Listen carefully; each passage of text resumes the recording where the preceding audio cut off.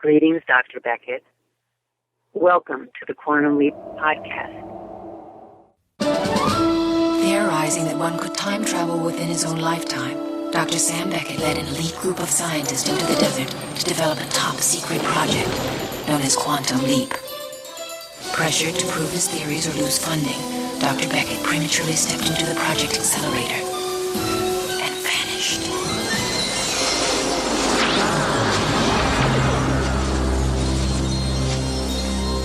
He awoke to find himself in the past, suffering from partial amnesia and facing a mirror image that was not his own. Fortunately, contact with his own time was maintained through brainwave transmissions with Al, the project observer, who appeared in the form of a hologram that only Dr. Beckett can see and hear. Trapped in the past, Dr. Beckett finds himself leaping from life to life, putting things right that once went wrong and hoping each time that his next leap will be the leap home.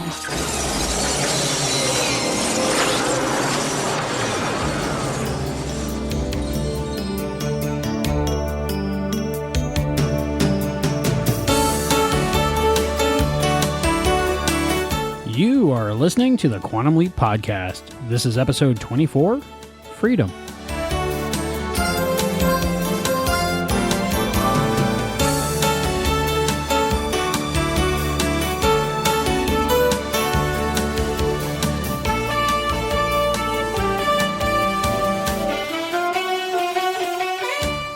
He needs to get back to the nursing home. Your grandfather and your brother have stolen a pickup twice, assaulted 2 sheriff's officers, and escaped from jail. Now, I hate to say it, but when I find him, the last place he's gonna go is to a nursing home. Ziggy says you're here to... I'm here to save Joseph's life. No. No. You're here to help him die. Good life deserves a good death. George! You cross the river and I'll shoot! All he wanted to do was to die in peace. To die the way he wanted to. He didn't want to die inside of a building, surrounded by people he didn't know, hooked up to machines. He wanted to die surrounded by his friends. By the sky. By the wind. By the open spaces that he grew up with. They were his family.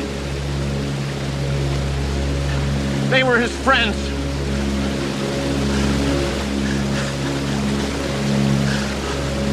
All he wanted to do was die with dignity.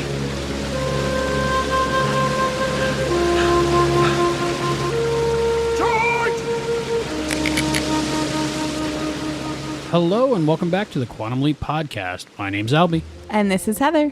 And today we are talking about Season 2, Episode 16, Freedom. We have a great show for you today. We have an interview with Skipper Martin. He is the holder of the main title card of the episode of Quantum Leap, Mirror Image. And also he worked at Sunset Post, the company responsible for a lot of the post-production of Quantum Leap. So he'll give us an insider's view of what the process was like at Sunset Post for Quantum Leap.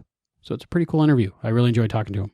Yeah, you're really excited after that interview, so I can't wait to hear it. Yeah, well, I have all these technical questions, and where do you find answers for a show 24, 25 years ago, how they did it, and this is how. I talked to a guy that worked there, and he's very knowledgeable about the whole process of the post-production of Quantum Leap, so it's really a fun interview, and that's coming up later.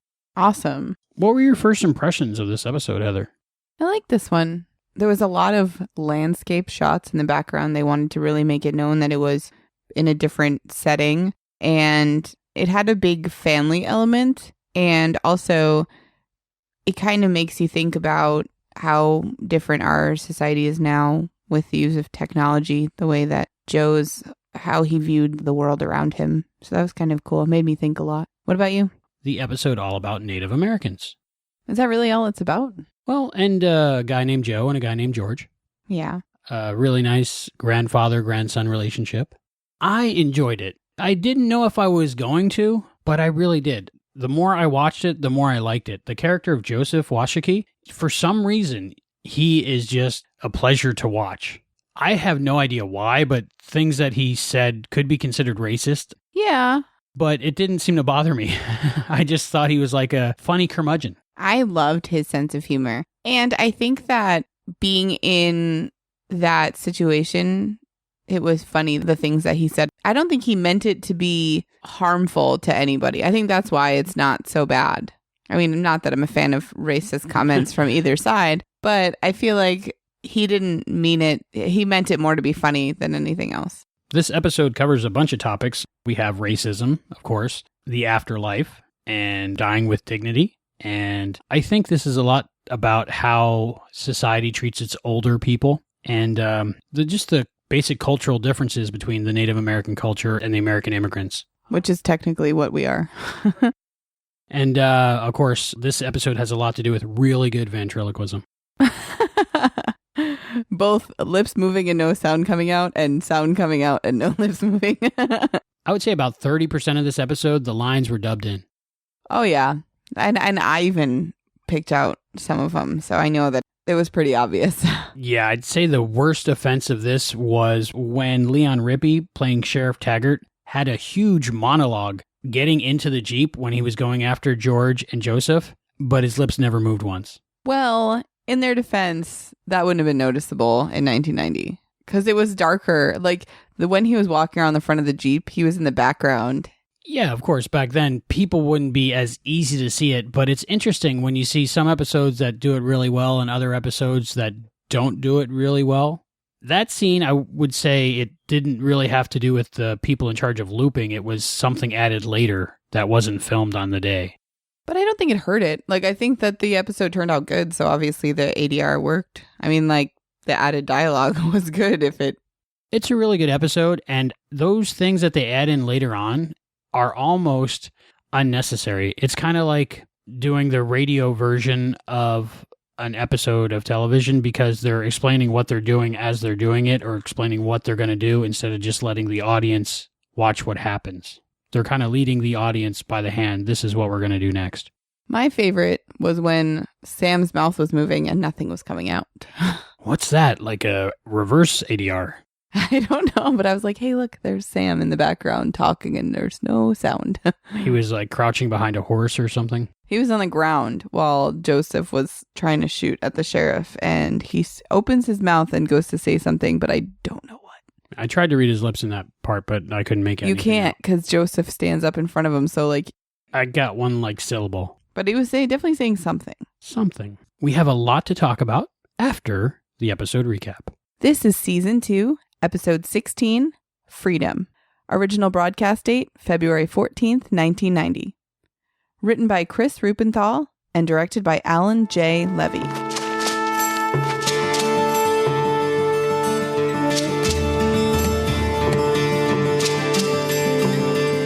Sam leaps in to find himself in the middle of a beating from a police sheriff who angrily tells Sam not to get smart with him. Sam tries to fight back but is knocked out from behind by the sheriff's deputy. The two of them drag Sam down a hall and into a jail cell, tossing him in with an old Native American man. Sam looks into a mirror and sees a young Native American man staring back at him. It's November 22nd, 1970, in Nevada, and Sam has leaped into George Washakie. The old man sharing his prison cell is George's grandfather, Joseph. The two of them have been arrested and imprisoned for stealing a pickup truck, though Joseph maintains that they simply borrowed it. He tells Sam that unless he wants to be locked up and eating food off trays like in the nursing home, he should find a way to get them out. The next morning, Taggart, the police sheriff, finds Joseph sitting on his bunk and singing to himself. Sam is nowhere to be seen. Joseph tells Taggart that he turned Sam into a raven and Sam flew away, but he couldn't escape because he can only turn into a wolf. Taggart draws his gun and enters the cell, looking under both of the bunks.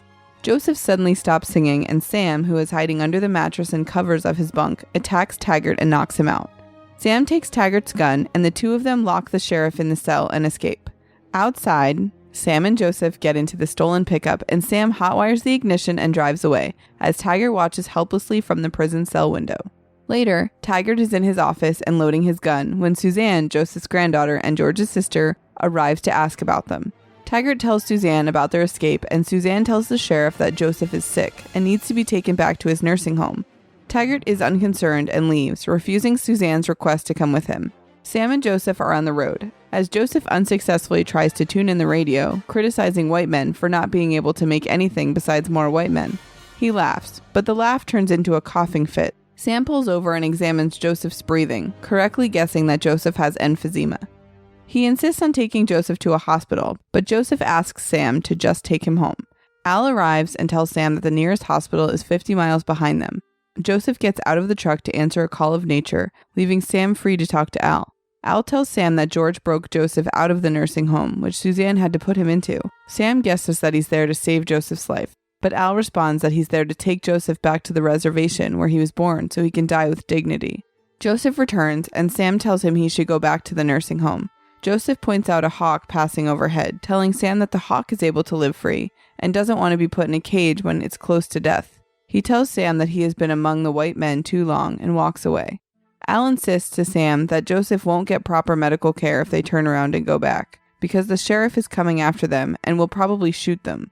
Sam agrees to take Joseph to the reservation and makes him promise to see a doctor when they get there. Later, Joseph sees a small convenience store and tells Sam to stop. Sam notices an oxygen tank as they enter the store. Inside, Joseph tries to buy blankets, but neither of them has any money. Sam pulls out the sheriff's gun, scaring the shopkeeper, and offers to trade him the gun for the blankets. Joseph asks for the shotgun on the wall behind the cash register, which the shopkeeper eagerly hands over. Sam also asks for the oxygen tank, and gives it to Joseph to breathe from as they get back on the road. In the truck, Sam discovers that Joseph had several other items from the store hidden in the blankets, including a knife which he gives to Sam. Joseph has also stolen a portable radio from the store and is now listening to a football game, cheering on the Redskins as they score a touchdown against the Cowboys. Suddenly, Sam and Joseph hear Suzanne's voice coming from the radio. Suzanne asks Sam to bring Joseph back, and Sam responds that he can't. Taggart is listening in from his truck and tells Sam and Joseph to turn themselves in. Suzanne pleads with them, but Joseph vehemently refuses to come back and starts coughing again as he hangs up the radio. Sam asks Joseph if the road they're on goes over the mountains, but Joseph says it doesn't. He asks Sam to pull over and points out 2 horses on the other side of a chain-link fence. He tells Sam that they'll go home together. Later, Taggart finds their truck abandoned, with a note from Joseph attached telling the owner of the horses that they're not stealing them, they're only borrowing them. Sam and Joseph are on horseback, heading up into the mountains.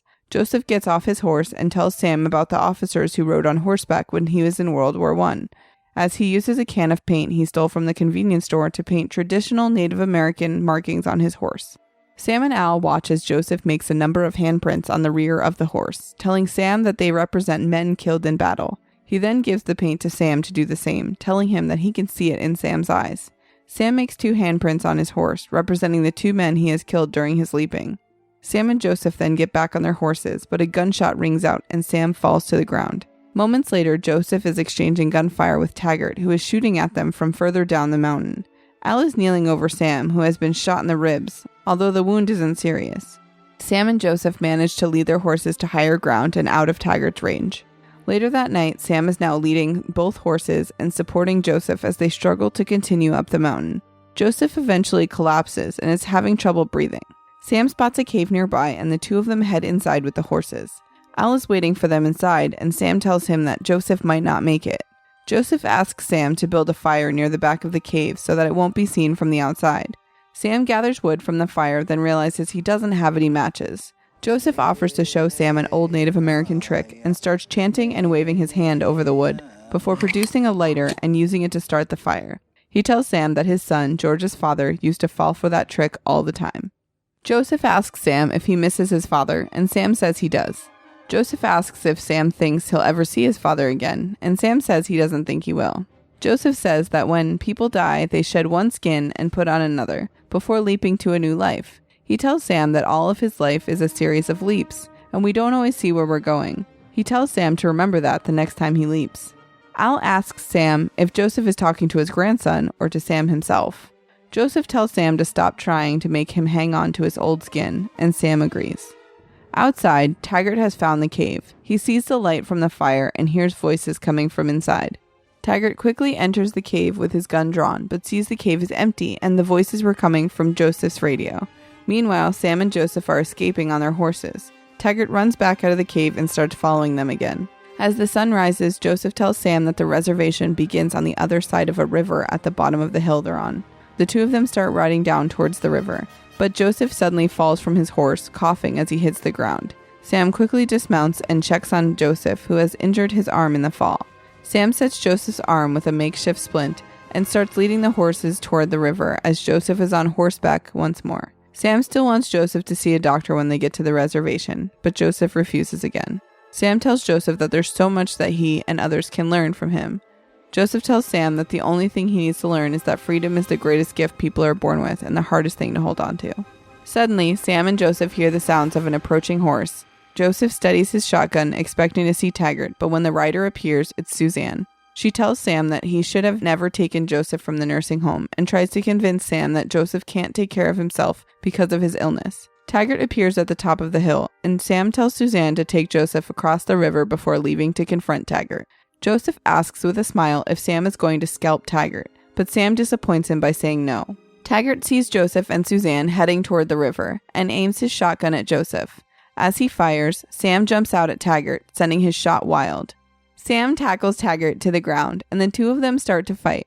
Al looks on as Sam gets the better of Taggart and starts throwing punches at him. As Taggart lays groggy on his back, Sam grabs him by the head and raises his knife, seemingly about to scalp him.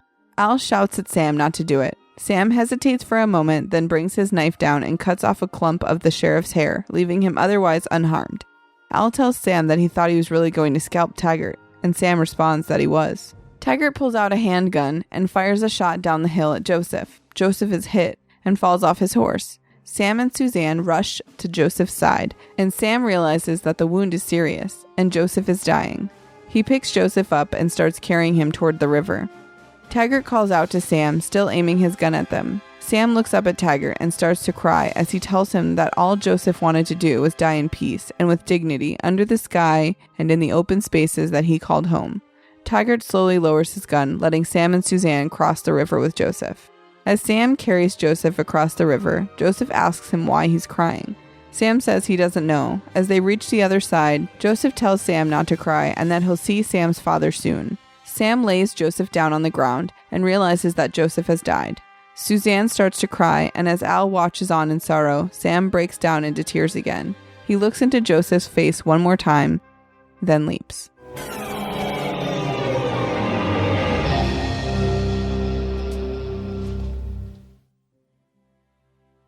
And that episode recap was from Phil. Thank you very much, Phil. Yeah, thanks, Phil. Are we ready to leap into our discussion? We are talking about freedom. The episode. Right. Not the actual freedom. It's freedom, I think the title, it's referenced from a line that Joseph says about the greatest gift we're given is freedom. And it's also the hardest thing to hold on to. Yeah, I don't know. I don't feel like I'm not free. So I don't know if that really applies to my life. But I definitely see how it applied to his. Right, being subjugated. This is about a boy and his grandfather. And secondarily, it's about Native Americans and how they were treated back in the 70s. And a lot of it still applies today. It's not fully corrected yet, but I think this is the generation that will try to fix everything. I like to say this is the generation that will fix their because there's so many things that are wrong and people do that are wrong. And the reason they give for doing it for so long is that they've done it for so long, which isn't a good reason. Would you say that the generation now is, instead of fixing it, we're realizing it? Like, I think that now we are realizing the things that are wrong and hoping to fix it soon.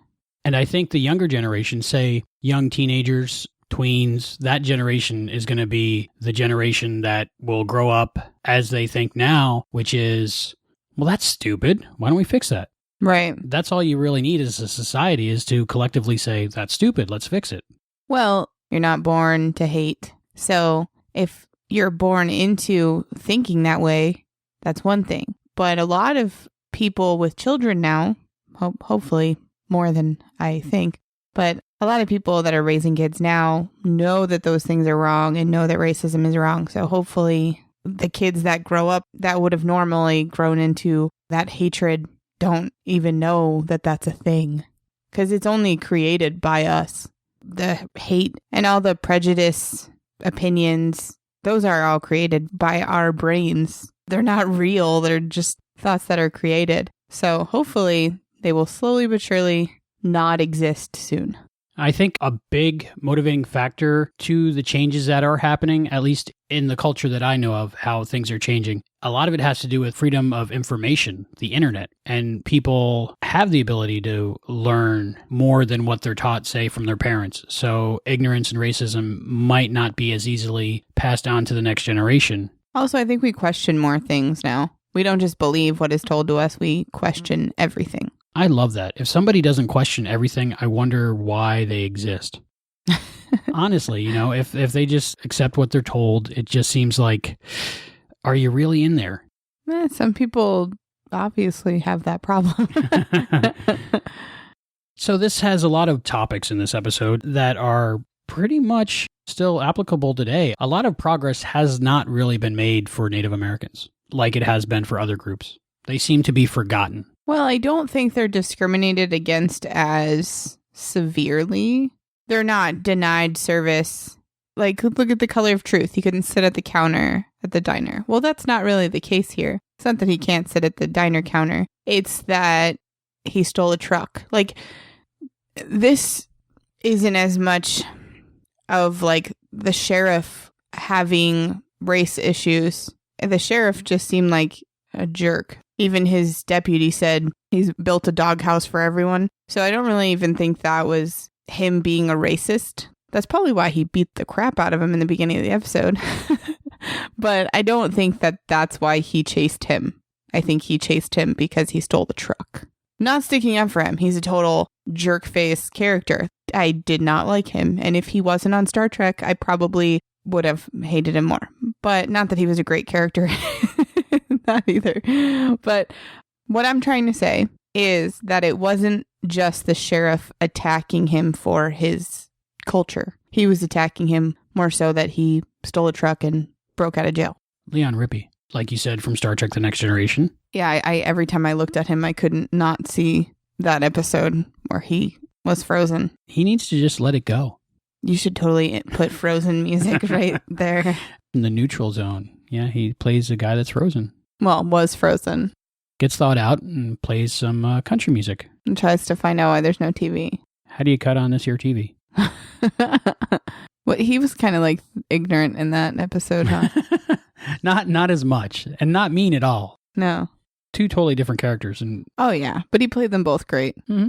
What's your thought on what I said about the sheriff?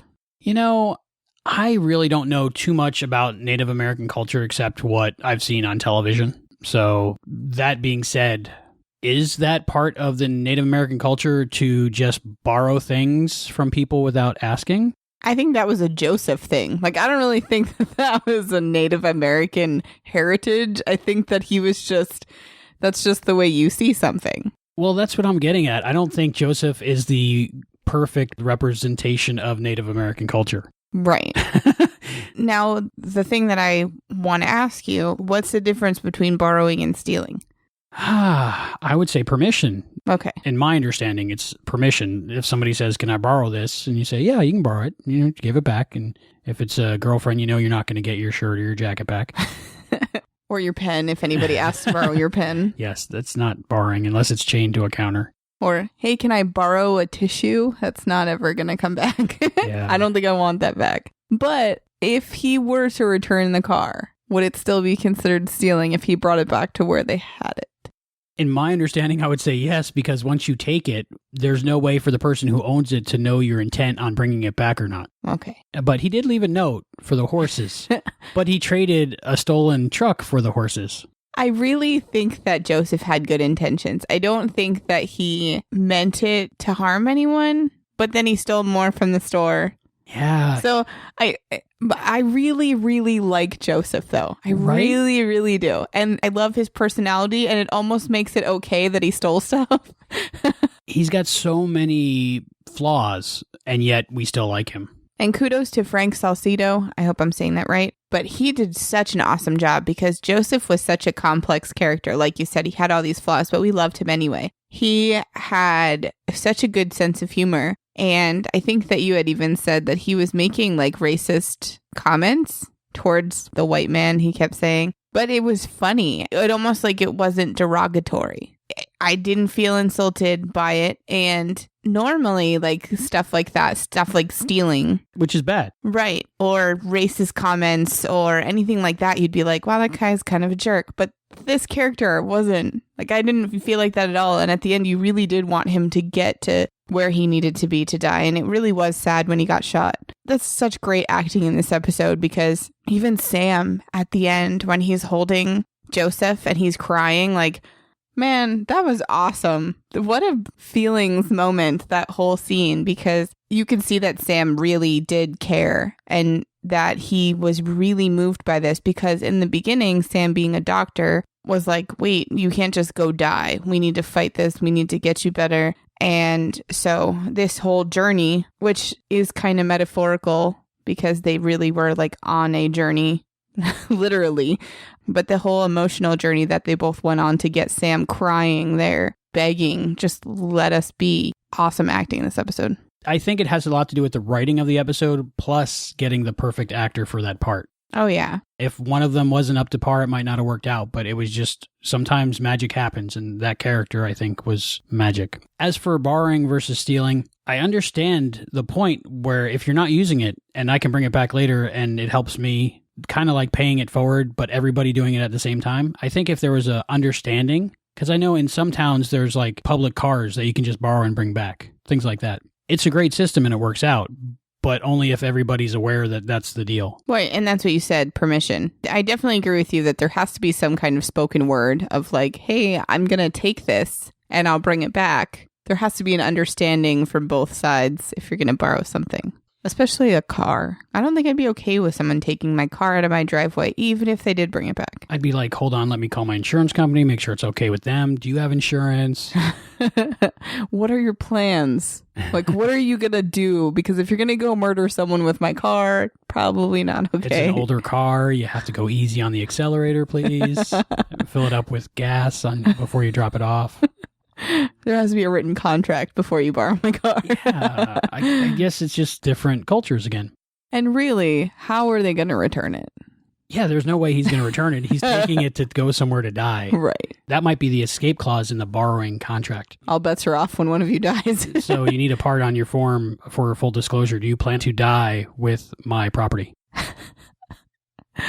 Oh, boy. But I really do think that Native Americans are the last group of people that really haven't come to the forefront of people's thoughts on fixing our society's view on them. Examples, the whole Redskins controversy, the football team, Columbus Day. Which I have to say, some states in our country do not celebrate Columbus Day. They celebrate Native Americans that day. Good. It should be a countrywide thing. I think like North Dakota or something like that. There's a couple states that... West Dakota. East Dakota. All four of the Dakotas. Yes. Very good. I mean, that's an example of change is happening. Why it's still a holiday today, I don't know. I believe ignorance. Anybody who hasn't really researched Christopher Columbus has a romanticized view of his role in history. Why was I taught a romanticized view of him in school is what I want to know.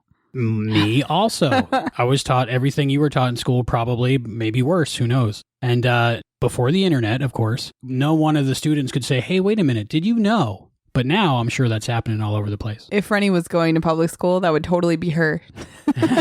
She would be like, that shouldn't be a holiday. Did you guys know that he killed a bunch of people and fed him to dog? Yeah, a whole bunch of bad stuff. Bad things. Not good. He wasn't a good guy. No, so... And he didn't discover anything. I discovered Texas. No, that's already been a state. It's totally fine. You can't discover something when people have been living there thousands of years. Well, and people said that he discovered the world was round, but that's not true either because they knew the world was round before he sailed that way. So, yeah. He bumped into India, which is another thing. They're still called by many people Indians. Even in this episode. Yeah, and that kind of threw me. But I had to tell myself, you know what? This was 24 years ago. Can you imagine like the thought of the Native Americans? Like, why are they calling us Indians if India is a country? Like, they, not originally, but I mean like now today. Be like, why would they call us Indians? That's so strange. It would be like if I went to Georgia and thought I was in Alabama and just called everybody Alabamans. Is that a thing? I don't know, but and then forced them to accept that they're Alabamans. Where did the term Indians come from? Like, I know what I understand. At least they taught me that in grade school, I think, that they were mistaken to what country, continent, side of the globe they were on. But what is the actual definition? Where did the term Indian come from? According to the online etymology dictionary. I love that site. It is applied to the native inhabitants of the Americas from at least 1553 on the mistaken notion that America was the eastern end of Asia. Red Indian, to distinguish them from inhabitants of India, is first attested in 1831, but was not commonly used in North America.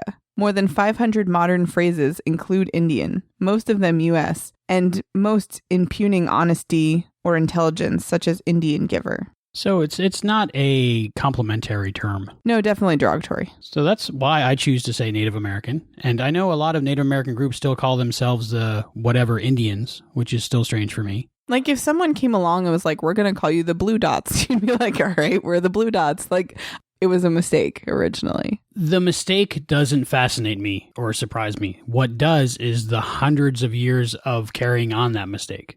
And the derogatory terms that we still use today. Some of us. Well, not, we as a whole, not. It's unfortunate. Like, I know what Indian giver is. So obviously that term is still used today. A lot of people might say you're being too politically correct or be against political correctness, but I think the reason it's called... Aaron. I think the reason it's called being politically correct is because it is the correct thing to do, the right thing to do. And that helps people, like I mentioned in another show, not in maybe this generation, but people growing up in the next generation. If we're politically correct, then they'll have a better understanding of equality in the future. I like that. Other things facing the Native American people, the Redskins. That's something that should have been changed a long, long time ago. Throughout history, there has been a lot of sports teams, organizations, products, such as shampoo, toothpaste, you name it, that had very racist and derogatory names and mascots, but it was against the African American people. I think the biggest problem that people have with the Redskins is that it's our country's Capitals team. That makes it worse. I mean, not that it's okay either way, but it's one thing if it was like in the middle of the Midwest. It's another thing. It's like, that's our country's capital. Like, that's Washington, D.C.'s team. It's like our country's still going, we beat you. We're going to take your derogatory title and make it our team. There's just nothing right about it. I'm going to borrow a expression from Gabe from Thinking Outside the Long Box, available at baronspace.com. Not self-promoting at all. I'm going to say, you're entitled to have your opinion if you think that the Redskins should still be called the Redskins, but that opinion's wrong. Right. If you think of like another derogatory term for African Americans, if that was a football team name, like that would have gotten changed a long time ago. But just think of it this way. If they were called the Yellowskins, would that be offensive? Yes. If they were called the Blackskins, would that be offensive? Yes. If they were called the Redskins, it would be offensive. It's very offensive. Now, I was not aware of the whole recent controversy and process of them actually trying to fix this, and the representative of the Washington Redskins not wanting to until I saw the episode of South Park. That's how I get my news lately. That's how you stay up on the times. They're so topical, they get a show out in a week. But I was like, okay, this is perfect timing because we're watching the episode Freedom. So I did a lot of research, and the only thing that I heard, the reason they gave that they shouldn't change the name is because it's been a name so long, it's tradition. That's why we still celebrate Columbus Day, too. Don't get me started on Columbus Day. Wait, I already talked about Columbus Day.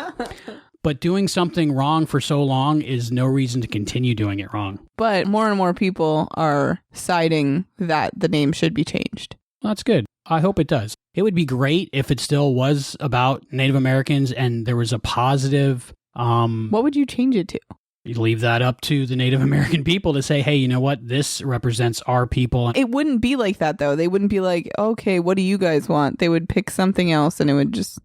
Well, then totally change it. But it shouldn't be derogatory towards any people. Right. A derogatory term is not a good thing to have for a name of your organization. Until recently, I totally didn't even think about it being what it was. Like, I never actually thought about the title. That's the problem. Right. Most people don't think. But if you're... Hey, that's not what I meant. I just meant I don't watch football, so that's probably half of it. Me but neither. I mean, but I really never went, oh, that's kind of not a nice thing to say. I just never thought about it. And a friend of mine at work was like, hey, did you hear what's going on with the Redskins? And I was like, I don't watch football. I don't know what you're talking about. So she filled me in, and then you watched the South Park thing, and then we watched this episode. So it's kind of all been, and right all around Columbus Day, all at the same time, all this stuff is happening. So, but I really didn't think about it before then. Well, that's the thing. Hopefully this kind of gets people like thinking. Yeah. But in the episode, Joseph didn't mind the Redskins. No, which is strange because he talked about the Redskins in the episode. He loves the Redskins.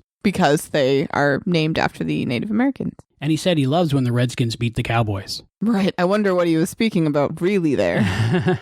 But very sad, the game he was listening to on his radio. Mm-hmm. The Cowboys did win. Maybe he didn't find out about it before he died. No, maybe. So it's a big issue. And hopefully one day when people are listening to this, they will be like, really, that stuff really was like that back then. I can't believe that. Do you think our listeners are like, oh no, it's another race episode? If people do watch Quantum Leap and they don't have a similar opinion on the right way to treat people and the wrong way to treat people, well, then they aren't watching Quantum Leap.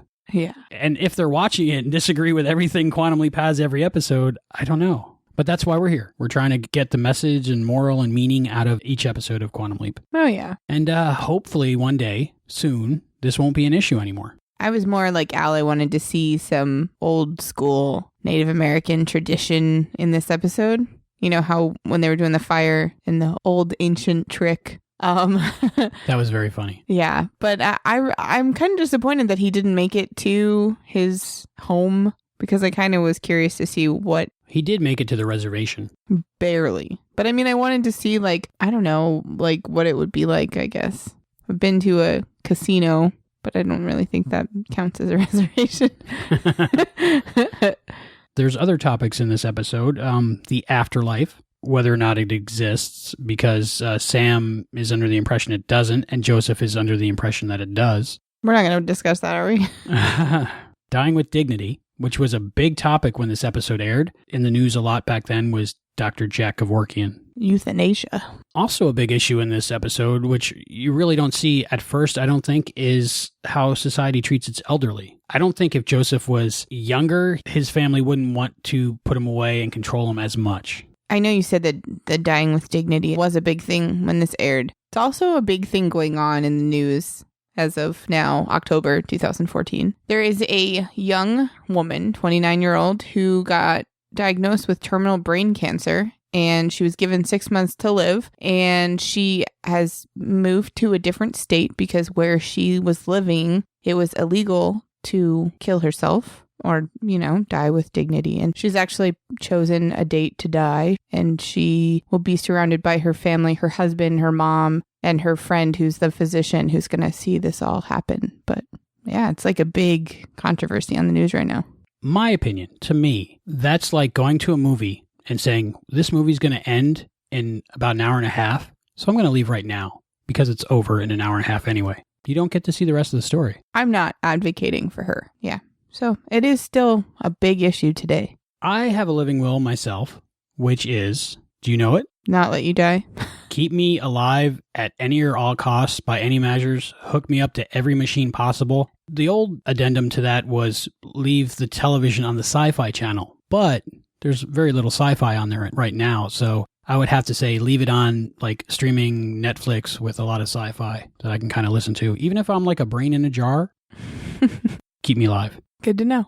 I really think it has a lot to do whether you are like Joseph and think you are going to a magical place or that's it. Because I think people that kill themselves don't think, I just want to stop existing. I think they think, I heard there's this really cool place that I can get to if I die. So I think people's will to live is largely based on what they think will happen after they're no longer living. Yes, I agree.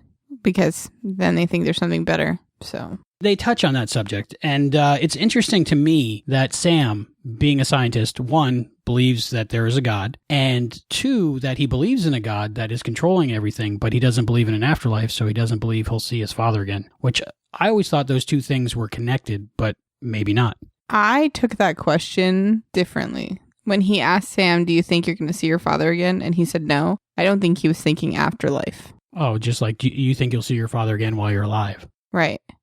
Okay, I can see that. But I think it was meant more... I know what it was meant for, like especially like the other times I watched it. But the first time I watched it, what I thought Sam was answering was, no, he's not going to see him again. What do you think about Joseph's analogy using leaping? That was kind of convenient for what Sam was going through.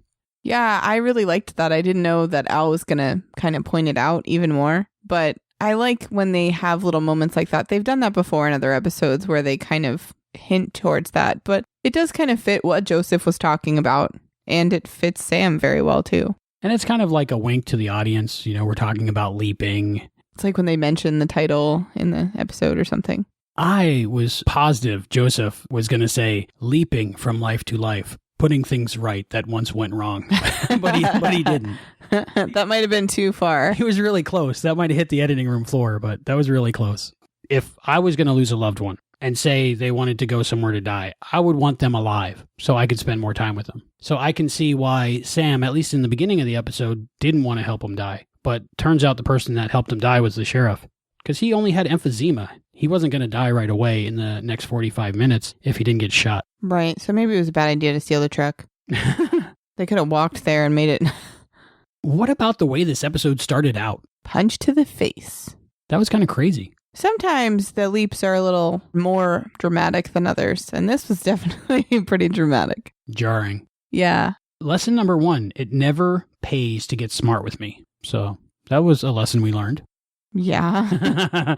And Sam was doing really good. He knows all those different fighting techniques, but he didn't know there was a guy behind him. 2 against 1, not fair. And then that's when you first get to see Joseph. Could be worse. You could be a white man. His humor started right there. Mm-hmm. I also noticed how young Sam looks in this one. I know that I say that every time they do this, but every time he plays a young kid, I don't know what they do to his face. Like they really close shave. I don't know.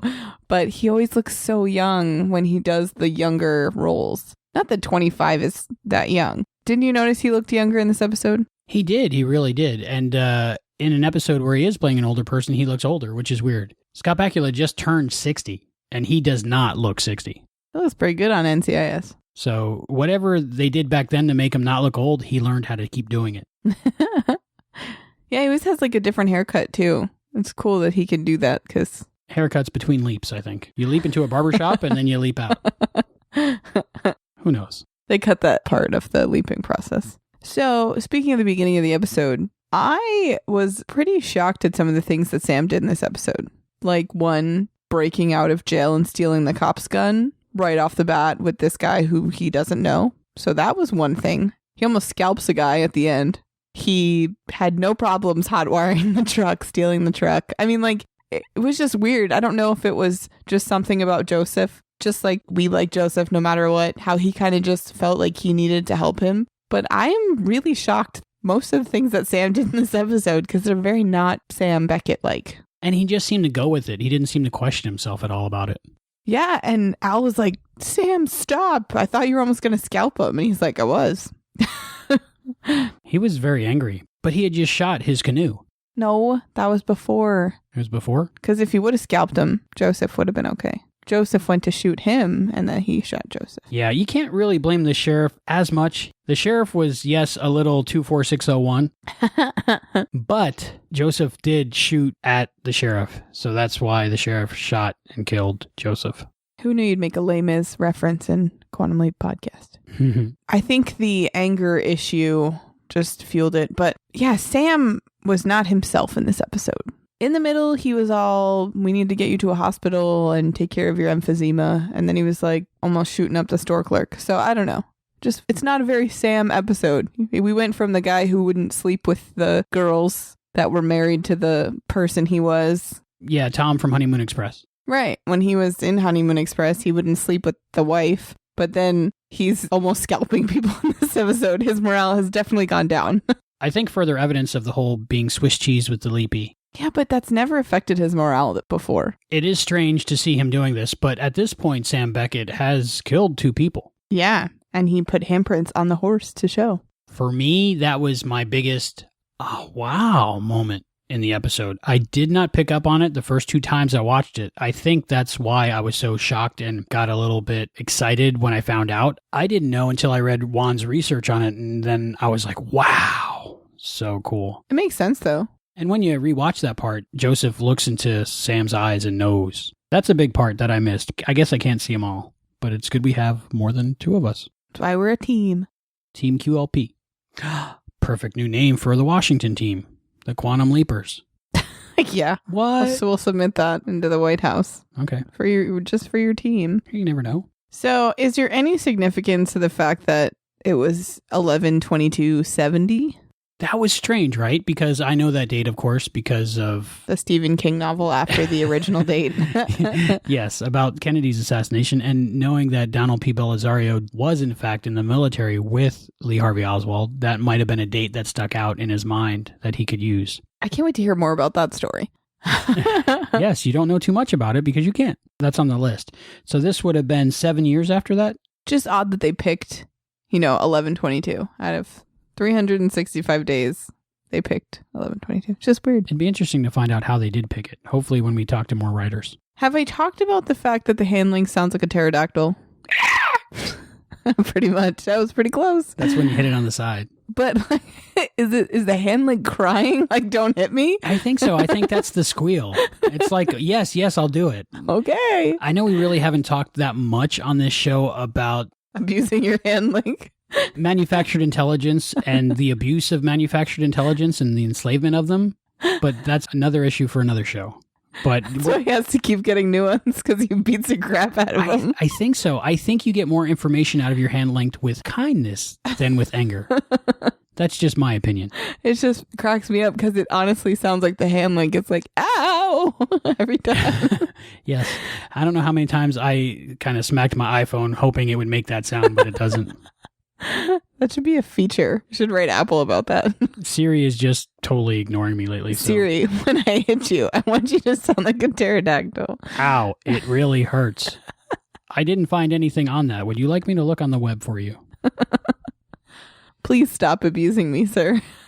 Al is very pro having Sam help Joseph to die, because that's what Ziggy and Al, I guess, Project Quantum Leap had come up with. Right. That he's there to help him die. I don't think he would have died, though, from emphysema. Well, he would have died eventually from emphysema. Right, but not in that short period. So maybe he was always destined to get shot by the sheriff. I still feel like he should have scalped him. No. He wouldn't have died then. 2 wrongs don't make it right, though. Okay, whatever. Totally was on the edge of my seat, though, expecting Sam to scalp him, because look at all the other stuff he did in this episode. I was like, man, he's gonna do it. He's gonna do it. I wouldn't want to see that, but I didn't want to see it, but I do think the sheriff was wrong in killing Joseph. Well, yeah. I don't understand, why he was shooting him. It was so far from what, his reaction was not. Luckily, in most of the episode, they were shooting as good as the people were in Her Charm. At least this one, it wasn't as bad looking, though, because they were far away from each other. They were. And, things were mentioned like Joseph said, I really do need glasses. And he was using a shotgun. Al said he might not even work. Right. That was a couple lines that they looped in. Said, I don't even know if that thing will work. And the old one on the wall. Why did they switch out the police handgun for an old... Here's one gun. I will trade you for that gun and all this other stuff. Plus all the stuff that Joseph's stealing. That seemed like a bad deal to me. I don't know the value of guns since I'm so anti-gun that I guess it could be a good deal or a bad deal for them. They mentioned that it was a bad deal anyway. Yeah, and then Sam mentions that it was a stolen gun. So, because he's like, he wasn't going to give you a good value for that gun. He's like, it was a stolen gun. It wasn't even ours anyway. So many strange things in this episode. Yeah. I love the exteriors in this episode. There's a lot of good shots of the mountains and pastures and just really good exteriors. Yeah, I think that it had to be like that because of Joseph's tie with the world around him. I am kind of jealous of that mentality because I think that we get so swept up in our technology and forget to notice the things around us. That's very true. I mean, I'm probably one of the worst case scenarios. I'm like Johnny Five. I need input, like constant input. If I'm not watching something on television, I have some podcast in my ear at all times. I really need input all the time. But a few years back, I did go camping, and it was amazing to wake up and just have total quiet, except for a little bit of nature, and just be one with the planet. I could really see where Joseph's coming from. That being said, I don't think I could do it all the time. I guess if that's the way you're brought up, though, then like you were brought up in the beginning of all of the technology being available to you. So when I was a child, we had a phone and a television, and both were attached to the wall and too heavy to move. And now anything you can think of can fit in your pocket, unless you got skinny jeans. Yeah, and then that's what breaks your new iPhone, I guess. Yeah, don't get the 6 Plus and put it in the skinny jeans. No, don't wear skinny jeans. What about when Sam was telling Al about his experiences with his father, about the candy that he liked? It was totally weird that Joseph shared that story with him, too. I see there's like a couple different interpretations of that situation, what it was. One, it could have been, of course, Joseph's close to death and he's close to nature, so he could be starting to sense Sam as Sam, because he did hear Al as voices in the wind. There's an interpretation online that I've read that Joseph knew George was Sam the whole time. The other interpretation that I got out of it, me being a skeptic and trying to be logical about something and trying to figure out a reason, was we all think that we're special and unique, but there's only so many different variations of people, and there's only like 8 flavors of that candy. So, of course, 1 in 8 chance that you're going to like the same candy as somebody else. Yeah, but there was a lot of similarities. So it was just weird. I kind of picked up that like he was talking to Sam, which was weird. I think that's the vibe you were supposed to get. And that's what I got out of it. Did you hear what Al was saying? Yeah, about the red licorice. Yeah, and sharing it with the girl. It's always about the girl. Always. Such a womanizer. It made me think of Lady and the Tramp. Yeah, but sleazier. Speaking of sleazy and Al, there's a lot of weird references, a little bit more crude than you would expect out of the characters. Like when the store clerk asks Joseph and George if they wanted anything else, Joseph said, "A fat woman on a narrow bed." Al said he was going to remember that one. Yeah, Al got a kick out of Joseph the whole time. We weren't the only ones. Yeah, he really liked him. I wasn't expecting that, and I think that you had to rewind it just so we could... Like, what? What did he just say? I was like, really? What would the narrow bed have to do with anything? Like, I'm going through my head. Because you have to, like, be on the woman, I guess. Oh, maybe. But or under the woman, I don't know. Yeah, it seems like he's still got a healthy libido at that age. So that's good. What also threw me later on is he talks about tougher than a $2 whore. Yeah. Which I was like, did they just say that? And since they said that on Quantum Leap, I think we can say that on the show. I think that's how that works. Because if you're listening to this, you've already seen that. Right. There's a lot of $2 references in Quantum Leap so far. So I don't know. Was that the going rate back then?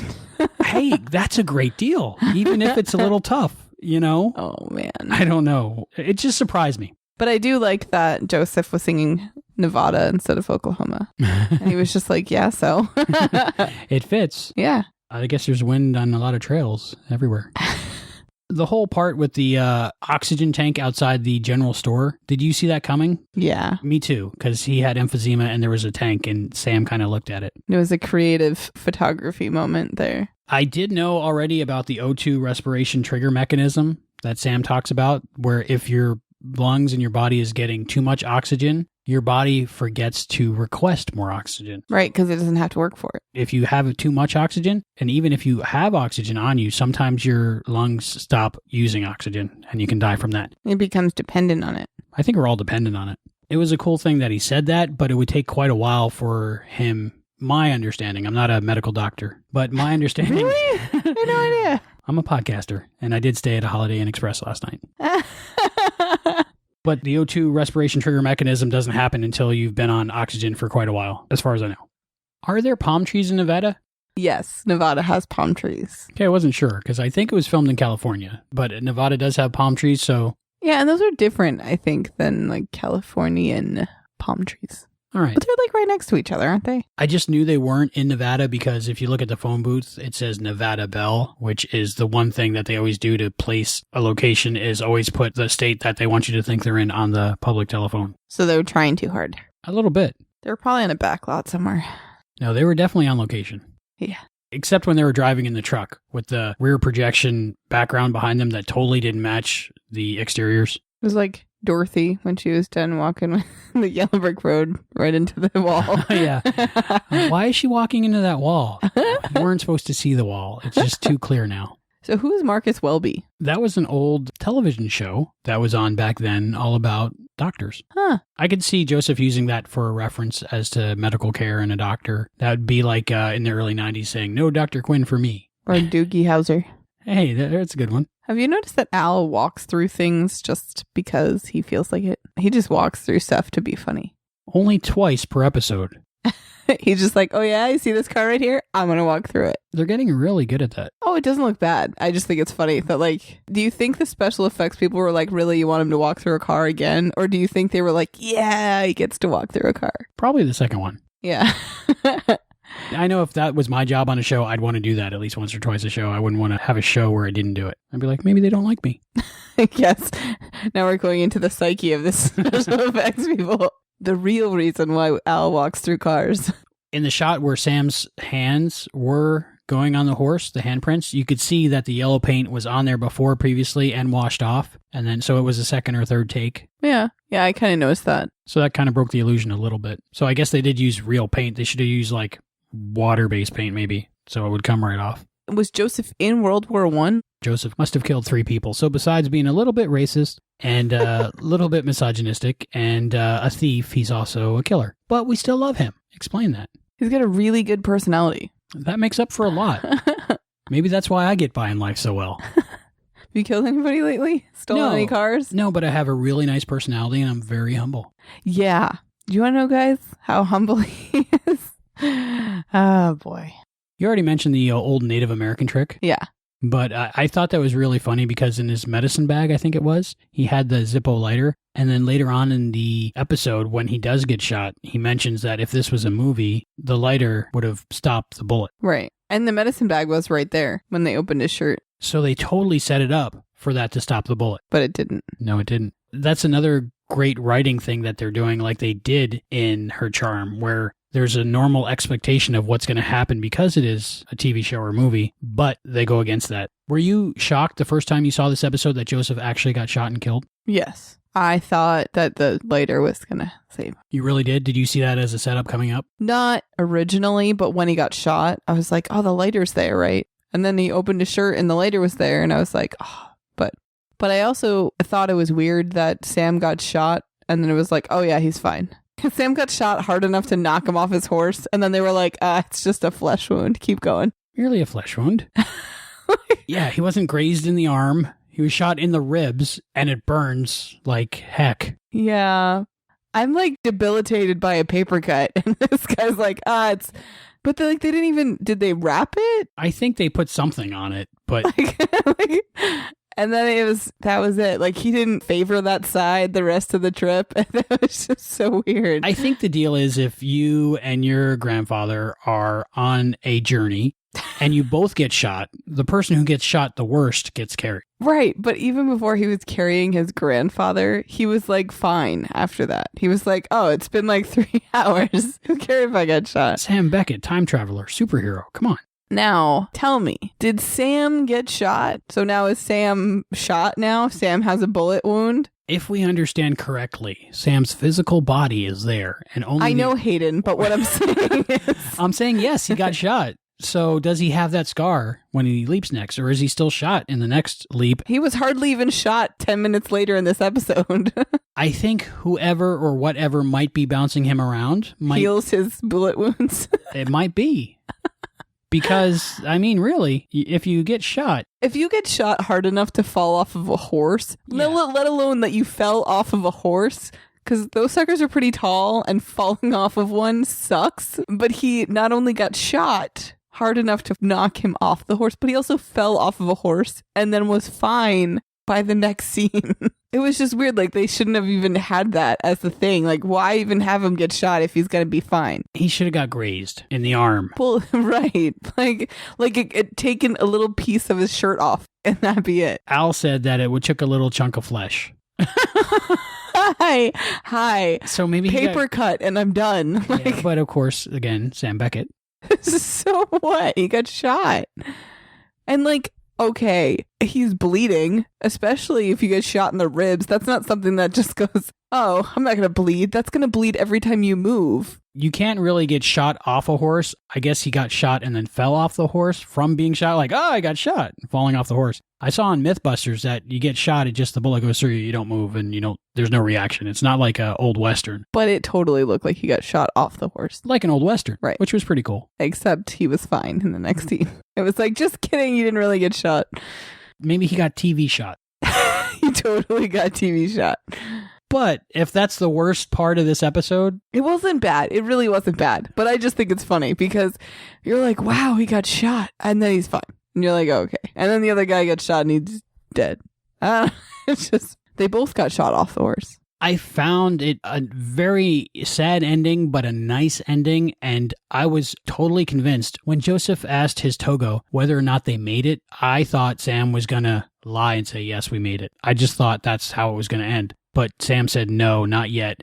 And he picked up Joseph and carried him across that river. That ending, did you think that was the right ending? Yes, but I feel bad for George Washiki that he didn't even get to be there for it. Like, I feel like Sam stole a moment. George is going to come back and be like, oh, so you were with my grandpa when he died. Awesome. Like, I just feel like, yes, it was a good moment. I know I always think of like what happens after the leap, but I feel like it wasn't fair for Sam to be there during the death of the grandfather. I feel like that was really sad. My thought on that was that Sam was there to help Joseph get home before dying, which tells me in the original timeline that George wasn't able to help Joseph do that, so George wasn't there for Joseph anyway. Right, but I still feel like the moment was stolen. Like, I'm not saying it was a bad ending. I, of course, would have wished that Joseph didn't die. That would have been the best ending. But I feel like Sam should have leaped out before Joseph died. But George would have been confused, not know what's going on, and his grandfather's dead. Well, he's going to leap back, and his grandpa's going to be dead, and he's just going to be like, wow.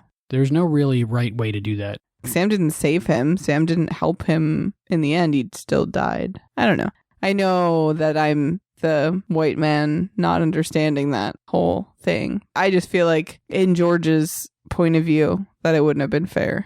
But hey. Is this the first episode that we can think of that the ending is someone dying? Yeah. Yeah, and then on that point is he goes from Joseph dying back into having sex with, if I'm lying, I'm dying. If I'm lying, I'm dying. Yeah, so. Double identity, the next episode. So we go from a really heavy episode to kind of a comedy. Yeah. It's really annoying that the leaps are messed up, but it's even more annoying to go from like the serious death of Joseph to the after sex scene of Double Identity. But on the other hand, I'll get to sing Volare, whoa, one more time. Oh, but you won't, because that's not real. Okay, then I guess what happens for real, if you're watching Netflix, is in the next episode, he leaps into a trapeze artist. Right. But wait. Oh, wait. Or does he leap into a... That's not the next episode. Right. He leaps into a... what you thought was a butcher. Which he was not a butcher. We did Phil's trick, where we started the next episode in the air date order from the DVD. We had to go to the DVD for that one. Because Netflix had it wrong. He had blood on his apron, and you said, is he a butcher? I said, well, yeah, kinda. Then there was a dead woman. Yeah, very sad. But it's a really good episode coming up. I don't think it can be good starting out that way.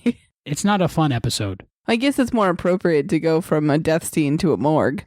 I never thought of that. That's a really good connection. I think I didn't think of that because I had so many mishaps with Netflix and Amazon Prime before I had to dig out my episode guide and my DVDs. Yeah, because Double Identity just wasn't a good pick to air next. No, it just was, you go from, oh, your heart's breaking, you see Joseph Washiki die, to Double Identity. I still hate that they do that, but what a different reaction. Leaping into that scene would be like shocking anyway, but leaping in after Joseph's death, I feel like it would have made that whole scene different. One thing we didn't mention in this episode too much was Suzanne Washiki. Yeah.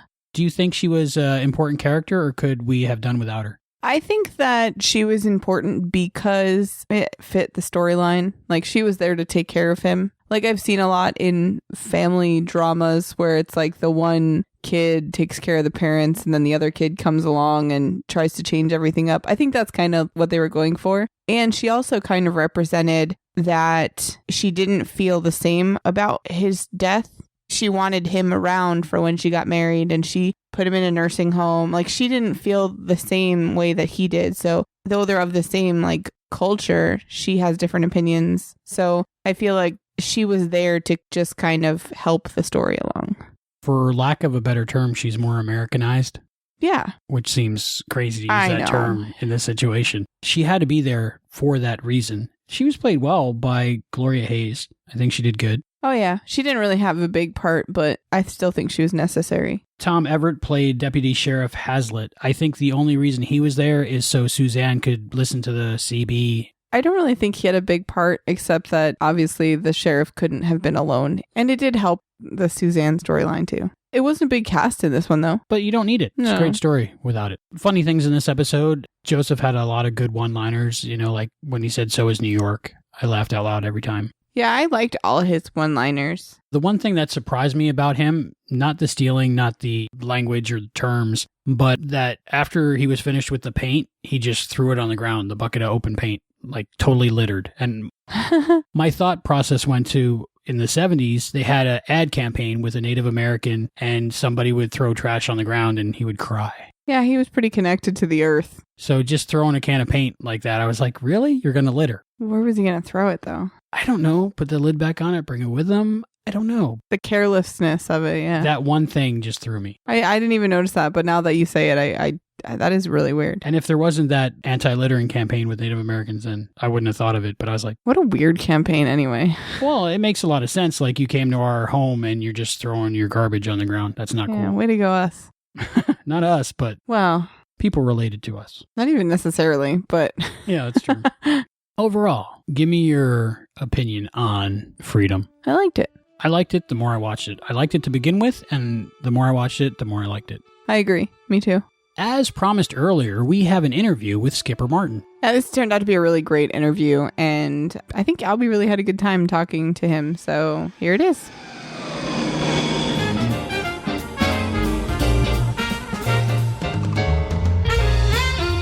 At 14 years old, Skipper Martin began his service in the workforce by following in his father's footsteps, by repossessing cars. His body clock never fully recovered from the graveyard grind, but he slept through his classes, no harm done. 4 years of scurrying down people's driveways in the dead of night prepared him for his second career, television post-production. 16 years later, he currently does more of the same at Universal Studios Hollywood. Skipper also worked at Sunset Post during the production of Quantum Leap. And here's Albie's interview with Skipper Martin. Hello, Skipper. Hey, how's it going?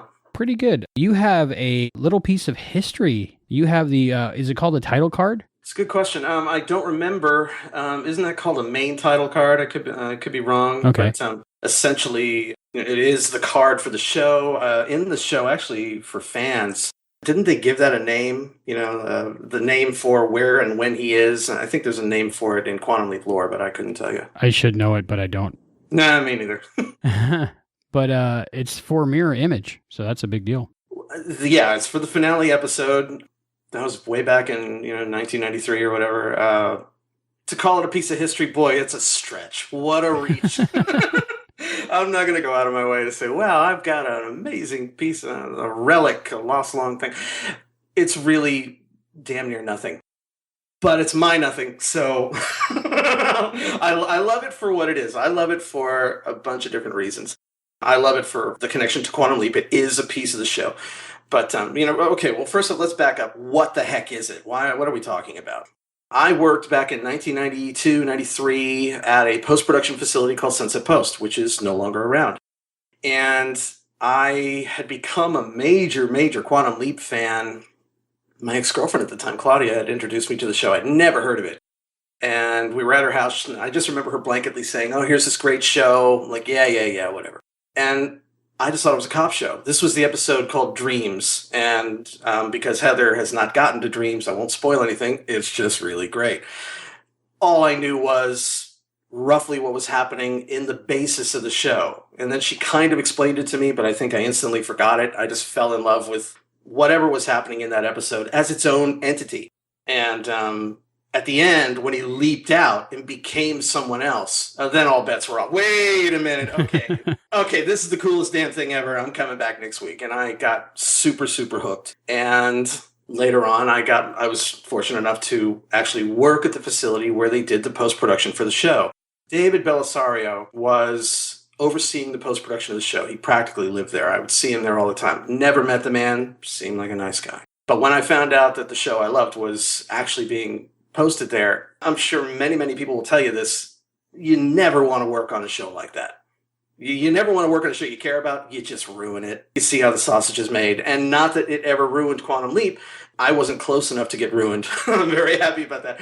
But it made work difficult because, for instance, when they did the show, when you color correct a show, you literally go cut to cut. So I would walk by a monitor and see a cut from a show I'd never seen before, and they would sit on that cut for 10 minutes. So by the end of the day, I might get 5 minutes of show, little snippets here and there. It was kind of excruciating, and which, of course, made the finale episode even more difficult. That was a pretty horrific work day because I didn't get anything done. I was constantly staring at the monitors, trying to figure out what was going on, and I failed miserably. I failed in my work and I failed in my life. But other than that, it was great. I loved being there. I got to see so many things, and nothing earth-shattering. I was just watching it being made from afar. But one thing I learned about how that show was made, and many shows at that time, was how they did the credits. And it's very easy to go back and look at those shows and just automatically assume that the credits are electronic. They're not. In the case of Quantum Leap, when you see the opening cards, known as the opening credits, not the main title credits, but the opening credits, guest stars, written by, produced by, directed by, those credits, they need new ones episode after episode. Well, they didn't go to a Chiron and, create it electronically. They had Chiron at the time, but someone, I think it wasn't considered up to snuff yet. So the edges weren't as really smooth as they should be. Or I would say around 92, 93, they were probably good enough. But at that time, the show had been running since the 80s, and they were already in their way of doing it, if that makes sense. So they were probably on the edge of being good enough, but they kept doing it the old-fashioned way. And the way they did it was an animation cell, a typical animation cell that could be used for, any kind of animation. Well, in this case, it's all blacked out with white stenciled letters. And in fact, if you look at it, it's pretty shabby looking. It's kind of painted over. You can see big old black Sharpie marks through it. It really looks kind of thrown together. But of course, the letters themselves are perfectly smooth. And the way it worked was, back in the day, you didn't have a scanner. You didn't scan an image. They took a camera, your typical video camera, like a news gatherer would go out and shoot footage. Well, they would take this full-size video camera. And Albie, do you know what I'm talking about? Have you seen what I'm talking about, this platform? Yes. You have? Okay, well, you know what I'm talking about. It's basically a platform about 2 feet by 2 feet with lights pointed down, and the camera points straight down on it. And so it's basically nothing more than a video camera pointed against a platform. And you can put anything on that platform. You can put photographs, and that's how you would put photographs into television shows and so on. Well, you would take this animation cell, put it on the platform, and you would do what's called a luma key. Most people are familiar with chroma key, as in taking out a blue screen or taking out a green screen. Well, a luma key or luminance key allows you to grab onto luminance values, in this case, bright or dark. So you simply tell it to ignore the dark, only grab the bright, in this case, the white letters, superimpose that, place it on the screen wherever you want it, tint it a certain color, add a drop shadow, presto, credits. Beautiful, smoothly edged credits. So every time they did an episode of Quantum Leap, I would walk by the bench where they placed the credits, and they would usually wind up in the trash, or sometimes sit there for weeks. Once they were done with them, they're just crappy animation cells. So they just sat there. And I really wanted one. I wanted. Yeah. I was a big fan of the show. I want one. And if they're being thrown away, well, then what is the harm? Right. And so when the final episode, after it got made, then it got serious. You're not going to see one that says Scott Bakula unless he directed it. That would have been cool. I guess I could have taken many cards, but I really didn't see them that often. I think they were thrown away before I got there. But I would walk by the bench every now and then, and after the final show got posted, there was the one for the finale episode, mirror image with the date. I went, okay, now that's amazing. I remember the only 2 cards I remember seeing left around like garbage were that card and John Diaquino's card. Oh, cool. Yeah, I spoke with him. He's pretty cool. He seemed like a nice guy. Anyways, when I saw it sitting there after the show was done, I'm not a thief. I'm not going to sit there and just walk by and take something I want. But that doesn't mean I'm not going to pay attention. If it's just garbage to people, let me see if anyone's going to take it. And it sat there for a month, and I waited for the 30th day. I wanted, for my own peace of mind. On the 30th day, I said, okay, clearly no one wants this piece of garbage. I'm taking it. And I've had it ever since. And so it sat around forever and probably got a little bit more worn as if it was already ugly to begin with. And then I'd always thought about what could you do with it? You can't put this ugly animation cell on the wall. You could, but it would look really stupid. So how could I display it? What could I do with it that would be fun and interesting? And I came up with this really crazy idea on how to display it. In this case, what if I could use it for its intended purpose in some kind of unusual way?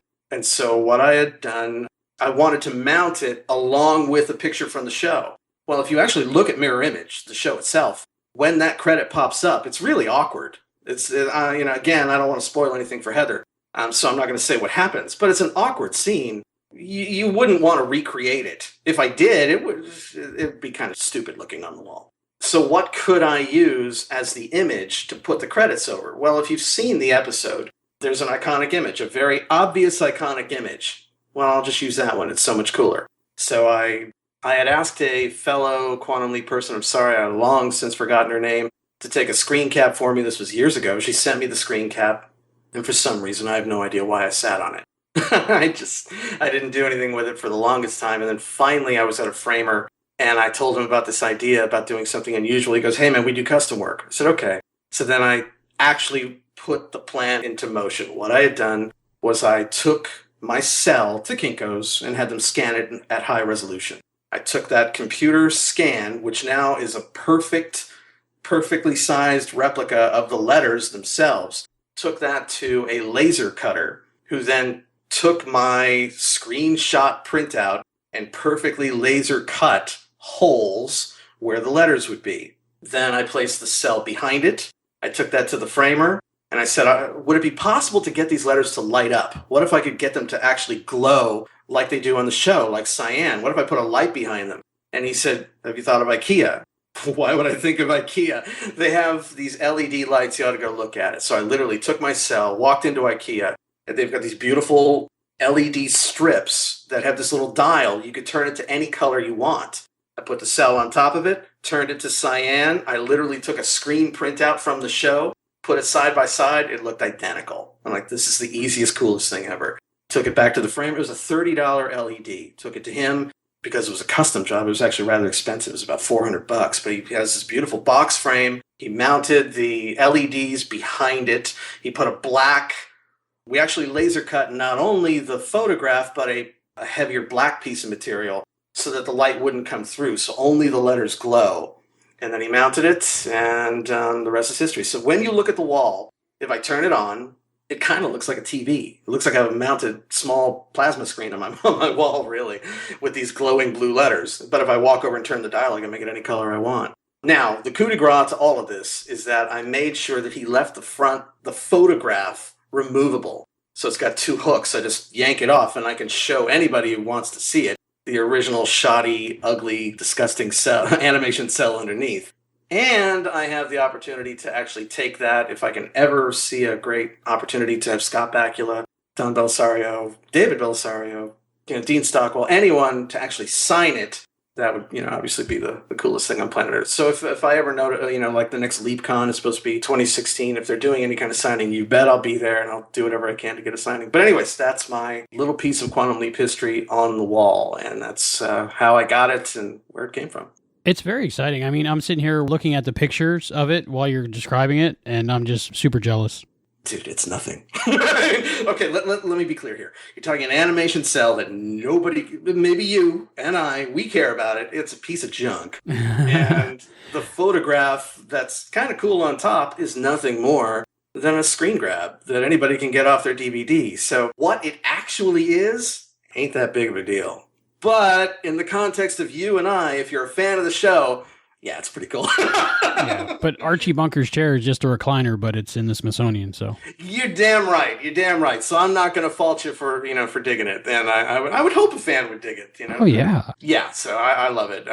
For what it is, my own teeny, teeny, teeny, tiny little piece of the show. So that's the story behind that cool little piece. That is pretty awesome. Make sure you leave it to somebody who would appreciate it. Wow. Yeah. Are you volunteering? Well, oh, sure. Of course. Yes. Okay. You're in my will. All right. Thank you. We're roughly the same age, so I probably won't have it for long if I do. All right. Well, if you get your kids hooked on Quantum Leap, if I get my son hooked on Quantum Leap, I may have to renege. Okay. So. Yeah, that's understandable. It's amazing that you worked at the post-production house, Sunset Post, that did a lot of the work on Quantum Leap. What did they do there? And can you tell me all the things that you know about what they did and how they did? Because I'm just so curious to know. Because I didn't work directly on the show, I'm a lowly rubbernecker at best. But here's what I know. David Belisario oversaw the post-production of the show, so he was there all the time. He worked with a wonderful guy named Brian McMahon, who was the final colorist on the show. I was nobody. I was a QCer at the time, which is someone who literally watches TV all day and looks for problems. And I'm not knocking QCers, but I thought of myself as pretty low on the damn totem pole.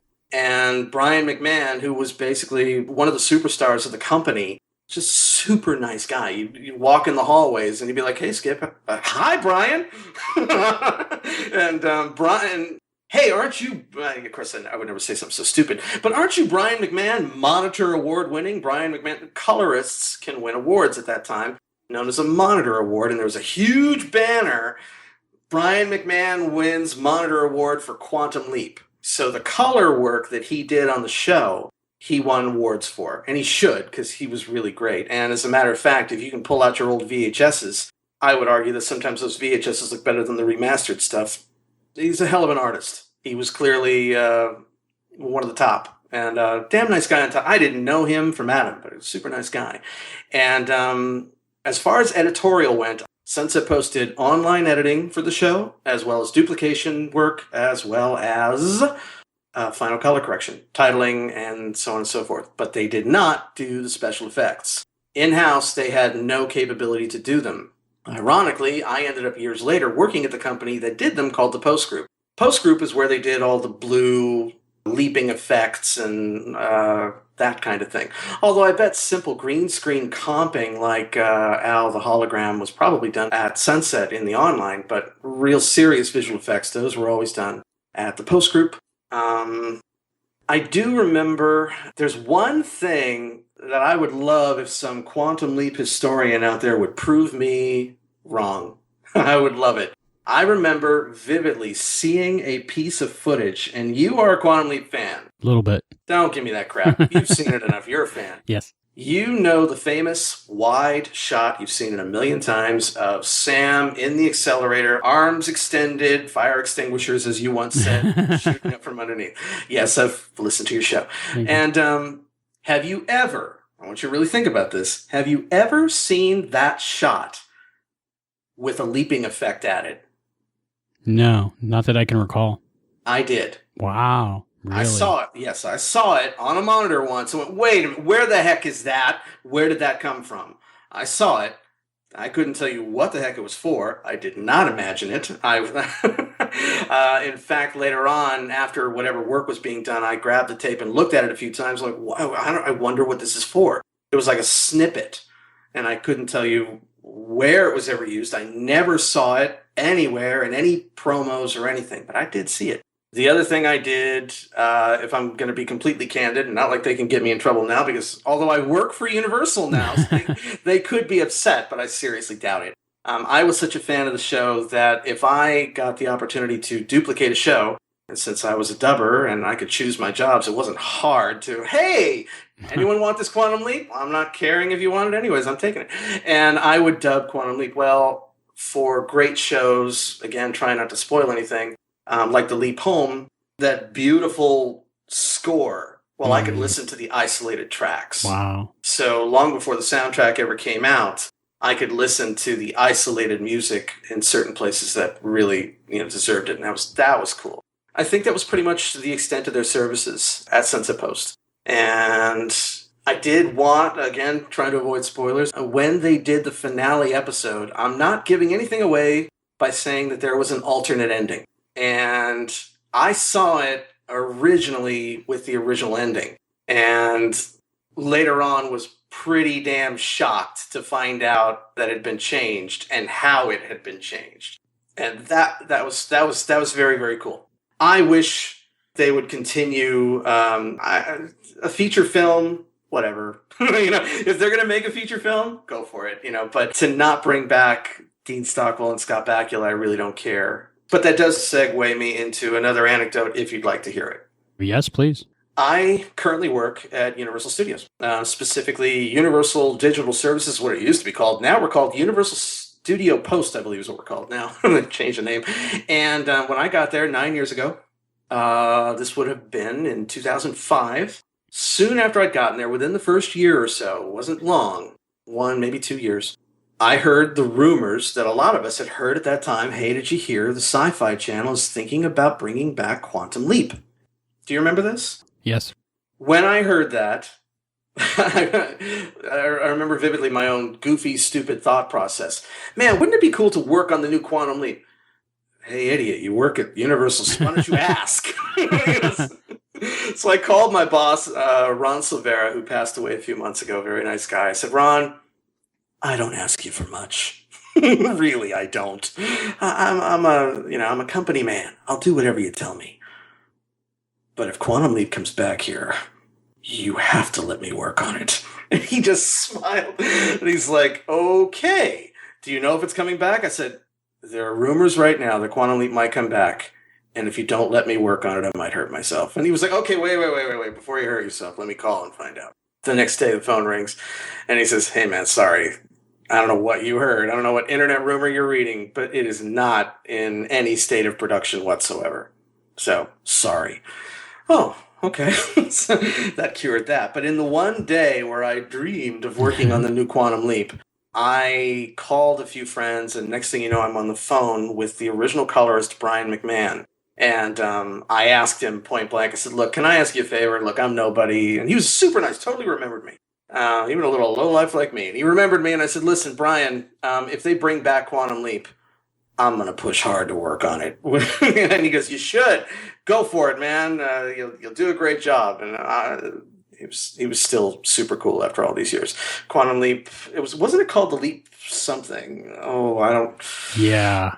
It had another title. I don't remember it, but it didn't happen. And I think for 24 hours, I was having fond hopes and wishes of working on the new Quantum Leap. It's got to happen one day. It's one of the most famous sci-fi fantasy-ish properties that haven't been rebooted or redone or something done with them. Yeah, but if they're going to bring it back, wouldn't it just be a shame to bring it back and ruin it? I mean, you never heard, the original is what it is. And not only is it just a very original concept, there's body swapping in bunches of other places. But one of the things that I'm sure... I've listened to maybe 8 of your podcasts, 7 or 8, and I've heard you from time to time, you and Heather, touch on the ideas of, I remember one of you had mentioned, oh, why aren't they dealing with bigger things and all these small little stories? And I think later on, I'm sure Heather will, clearly, if she hasn't already landed on the idea, the show wasn't about that, although it became that. And obviously, it went against what the show really was. But what made that show great was it wasn't about changing humanity. It was changing one little life. He was changing one little life here and one little life there. And that's what made the show so personal and honestly brave to head down the road of telling these small, human, personal stories. Not Lee Harvey Oswald, not Marilyn Monroe, not Dr. Ruth. Those are fun. Although I say that Lee Harvey Oswald's pretty damn great. But, leaping into a vampire and so many other... Obviously, that wasn't what the show was about. And when they did, it felt very false. Although the Dr. Ruth episode is quite funny. When they went for bigger things like Elvis and so on, it didn't feel right. I'm not going to say that's what killed the show. Not at all. It's probably what kept the show going for the last year because that's what the executives wanted. But if they bring the show back, I would love it if they brought back... bring back Scott, bring back Dean, tie it up would be really nice. But if you're going to talk to, to the man himself, Can you pass along one question to him? Sure. I'm not going to sit here and tell you that I'm the best writer on the planet, but I happen to know one guy who's read my stuff and says I'm not so bad.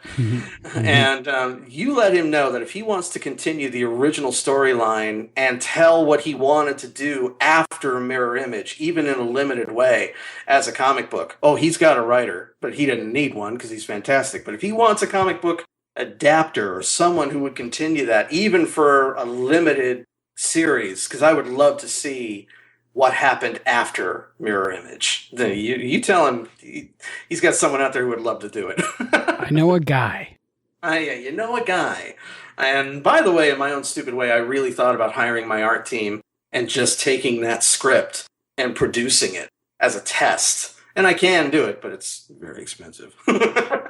Yeah, you have your own comic book. You created it and you write it, right? It's called Bizarre New World. Bizarre New World was, I'm not going to say inspired by Quantum Leap, but I would say Quantum Leap is a positive show. It's a fun show. It's a lighthearted show.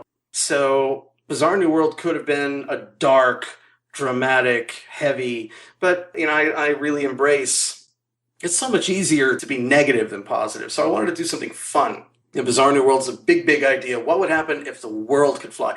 And I get to spoil this. I didn't spoil it for you. So unless you went online and found out ahead of time, I didn't want to spoil it for you. So you got to read it the way I wish everyone could read it, which is a guy can fly and then everyone takes off, right? Yeah. Did you see that coming? Not at all. I was very surprised. I was surprised a few times. Chapter 6, I was surprised also. And a lot of things I didn't see coming, but I was like, I like it. It hurts. It hurts. It's all about the marketing, unfortunately. My book came out years ago, the first series, and I had to sell my book as, hey, it's about this guy who can fly. And that's great, but that's limited appeal. And I really wanted to say, hey, it's about the whole world. The human race can fly. And I get to explore the entire human race. That's what the short stories are about, exploring from all these different points of view with different writers, different creative teams. So the core story is one story. That's all me. One point of view from beginning to end. But then the short stories, we get to explore what happens from younger characters, older characters, characters in different countries. But if the world could fly, how would that change our way of life? And that is what the title obviously is, what it's indicative of, A Bizarre New World. How would the world change if the human race could fly? And you got to read it the right way, which is you don't know the world takes off. So you get to be right there along with Paul and be just as surprised when everyone lifts off. But I can't sell it that way. So I'm going to have to sell it as it's a book about a world that can fly. And that's kind of a shame. But those few people like you get it ahead of time. Reading up to the end of chapter 7, I'm literally up in the air, left hanging. I can't wait to see what happens. The last 2 issues are being produced now. There's literally only 22 pages. It's a 500-page project. All the short stories, everything together is 500 pages. The book you read, assuming you didn't read the short stories. I didn't. You didn't. Okay. That's only about 275 pages. There's another 225 pages of short stories. And the entire project is 97% done. I did the math.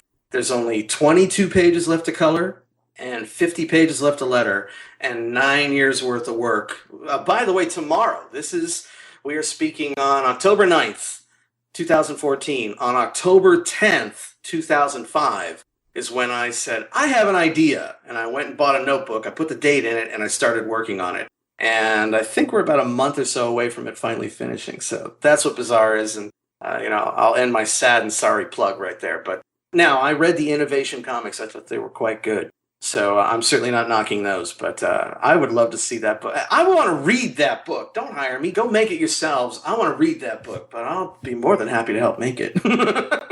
There's a lot of that going on right now. Universal recently did a slew of licenses from Airwolf to Knight Rider to Miami Vice. So clearly they're open to it. I want to read it. I would want to read it far more than I'd want to work on. And especially if it continues the continuity of the show. That's what I want. I'll buy it no matter what, as long as there's Quantum Leap on it. Oh, yeah, I'm right there with you. But that's the dream version of it. I would love to see it. So 9 years, I think everybody has something in them that they want to do, like creative people, and I have a comic book in me, but what amount of work was it during that 9 years? Like, did you have to pretty much devote your whole life to it? outside of your day job? Well, when you say something took 9 years, it's very easy to assume it was 9 years worth of work. It wasn't. You had the downturn in the economy. The writer's strike affected me in a major personal way. You have artists come and go. You have just life, intervening, not to mention the fact that Bizarre New World was done out of pocket, namely mine. So, if it's 500 pages and every single page costs roughly $200 to produce, do the math. Wow. Yeah, it's going to take 9 years. And there are so many different ways to skin that cat. I chose to pay everybody that I could, and that's why it cost so much, and that's also another reason it took so long. But did it take that much effort? I'm not going to say it didn't take a lot of effort, but not 9 years worth. I don't wake up every day and have to, trudge along and do more work on it. But it just became the little engine that could, and you keep working at it. If you're going to make a comic book, let me give you the sage advice. Albie, are you seriously thinking about doing a comic book, right? For the past 3 months, it's been on my mind like crazy. Because I have a story I want to tell, and I thought that'd be great to do it. Okay, no problem. Here's the sage advice I got when I first started. Ready? Mm-hmm. Don't. Whatever you do, don't. There's nothing but heartache. but that's not totally true. It's half true. But that's what I was pretty much asking. If you're serious about it, when you're not recording the podcast, I'll tell you all about it, tell you what to do, and I'll give you all the great warnings and all the pitfalls, and hopefully you can avoid them and make a great book. But if you really want to make a comic, you certainly can. Anybody can, but it's not for the timid. It's hard. Very well done comic book. So you got different people doing the penciling and the coloring and all that stuff and the lettering. The original book was Chris Provence, Wes Joba, and myself. And then halfway through the book, for chapter, 5, a new penciler came on, and you'll notice that the art style changed a little bit. But the short stories were a whole slew of artists. It ended up being 50 people. 50 people different from different writers, artists, letterers, you name it. 50 people ended up working on the book. And I'm very proud of it. And I'm so happy you got a chance to read it. You're one of the few people who's gotten a chance to read it, let alone read that far into it. You're almost all the way through, so... Well, I appreciate you letting me do that. I really enjoyed it. And people can find out more about it at bizarrenewworld.com, right? That is correct, bizarrenewworld.com. If you go there, there's also a Facebook page for Fractured Entertainment, which is, we're the ones doing the book, so you can see a bunch of cool stuff behind the scenes there. But thanks for mentioning the book. Can I throw a little love your way? Sure. I don't know you. I've never met you. I've certainly never met Heather. I've listened to a handful of podcasts here and there. You guys are really good. I'm not blowing smoke, and it's nice of you to want to talk to me, and that's cool. But forgetting any just simple blind praise, you guys have a really nice rapport, and you got wonderful voices. You both bring an enthusiasm to it. You both are not just parroting each other. You have specific points of view. And it's fun to listen to. I've now listened to, give me a second, I just finished Kamikaze Kid. I'm looking forward to when you get to the meat of it. When you get to the really great episodes, those are going to be great to listen to. And I think you guys are doing a great job, and it's a fun podcast. And you guys have a really wonderful show. And I think the production values, it has a nice sound. You guys are using good mics. And you have wonderful voices. I think both of you just sound good. So you're fun to listen to, and I think you guys are doing a great job. Thank you so much. It's good to know that people are listening. We get you suck. You're terrible. Throw it in. Especially that Heather chick. Throw her out. Women suck. What a terrible idea. Horrible podcast. No. You guys are great. You guys are awesome. Thank you. I definitely wanted to let you know. I appreciate it. I really do. It's a lot of work, and it's a labor of love, and we love doing it. And I love to hear my own voice, so I agree with you. Well, and what a hell of a voice it is. But what are you going to do when you get to the end? This is all going to be over soon. Well, not soon. You got a long way to go. I did have a question for you while I have you here. Is Heather being insulated well enough so she's not being spoiled? Yes. If she's getting a chance to see it fresh, I certainly hope she does, because that's one of the things. Listening to you talk about it is fine. That would be like listening to me talk about it. We've seen it. Mm-hmm. But to hear someone brand new who's never seen it, counterpoint with yours is what makes your podcast so special, at least for me. That's the meat of it. What makes it so great is that she can go, I didn't see that coming. It's a fresh perspective. It's the same reason I watch Siskel and Ebert reviews even to this day. When they talk about Ghostbusters, they're talking about it in 1984 or 85 when it happened. And that's a very specific point of view. So I think it's very, very cool how you guys have set that up. Thank you. Yeah, there's been a couple things that she might have, if she knew what it was, been spoiled, but I don't think since she doesn't have the frame of reference of having seen it that she paid no attention to little things that might have come across. She knows there was an ending, and she knows a lot of people don't like it, and a lot of people do, so she knows I liked it. Who knows? I love it. We'll see when she gets there. It'd be funny if when she gets there, she's like, what the, Now, great. I'm waiting for that one friend of mine to walk in, look up on the wall and go, hey, that's from the finale. Yuck. I don't know. I like that show. I did. I loved it. I thought Bruce McGill was so good in the role, and that was one of the things that just made it that much better. But I love the finale. I love it. I really enjoyed it. We can praise it. We can totally slam it. But it's the kind of ending that makes that show live on so much longer than it needs to. People are talking about the show. Isn't it a great show? But they also talk about that finale in a specific way. I think it's kind of that last bow. Mm-hmm. It really does tie it up in a specific way that makes it even more memorable. Love it or hate it, it's very memorable. I really like the alternate ending, too. And until you spoke about it, saying that you saw it that way originally, I had no idea of the validity of it, the one on YouTube. For all I know, somebody could have made it up themselves. Nope. That was in the show. That's the way I saw it. Wow. And I love it. I love both endings, but I love the real ending. I love what they did with it. Even with the bad ADR, I love the finale. I will give you one final anecdote, which I think any Quantum Leap fan would kind of enjoy. When I worked at Universal, not Sunset, the company where I'm at now, I never got to remaster any Quantum Leap because it was all done before I'd gotten there, which was such a shame. I'd gotten to remaster so many shows from Magnum P.I., Rockford Files, Get Christy Love. The list goes on and on and on of all these shows that I've remastered, and I never got to do that one. Which, is what it is. Hey, maybe they'll remaster it again, and I'm right there, first ahead of the line. But one of the guys I spoke to, one of my fellow colorists at the time, I think he saw me wearing a Quantum Leap t-shirt, and he said, I had never seen that show until I'd gotten here. And I said, really? And what do you think? He goes, oh my God, I loved it.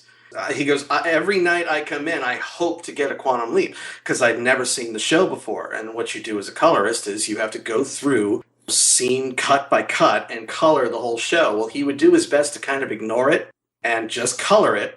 And then he said at the end, he'd go pop some popcorn, put his feet up and lay it down to tape and watch a brand new episode. Every day he got to work on Quantum Leap. He said he was always constantly surprised at how amazing the show was and couldn't believe he'd missed it. And I thought that was very, very cool. It's like, I think it is the kind of show, it's got that high concept, but beyond the high concept, there's such genius in the way that show is made. I mean, forget the concept alone, genius. Then the tag at the end of every show is that little trailer to the next one that just makes it's better than a trailer, right? That hook. Mm-hmm. Next week he's going to be X. And I can't wait to see how they're going to handle that. And sometimes they would, trick you and do something you didn't expect. But it was the way the show was structured. But the other thing that I thought was genius was the pilot. I think the pilot is frickin' genius. Because you don't know anything about Sam Beckett, and neither does he. So the show allows you to learn and grow with the guy as he's learning more about himself. And again, a typical pilot, you'd know everything. There would be that conversation with Sam talking to his best buddy. Oh, I've always been this kind of person, and back on the dairy farm, my dad said something was going to happen to me. You would just get this forced, spoon-fed exposition, and it just sucks. Whereas Quantum Leap didn't do that. Frame one, you see Sam, he's leaping. You know nothing about him, and you're along for the ride, and I thought it was genius. I agree. Great job on Rockford Files, by the way. Oh, well, what's funny is I get to pull a reverse. I had never really watched Rockford Files until I worked at Universal. And what a great show. That was great. I totally enjoyed it. I got to do a lot of Murder, She Wrote and Bionic Woman's and so many cool things. I think I'm in the wrong industry. It sounds like fun. I am like an AV nerd.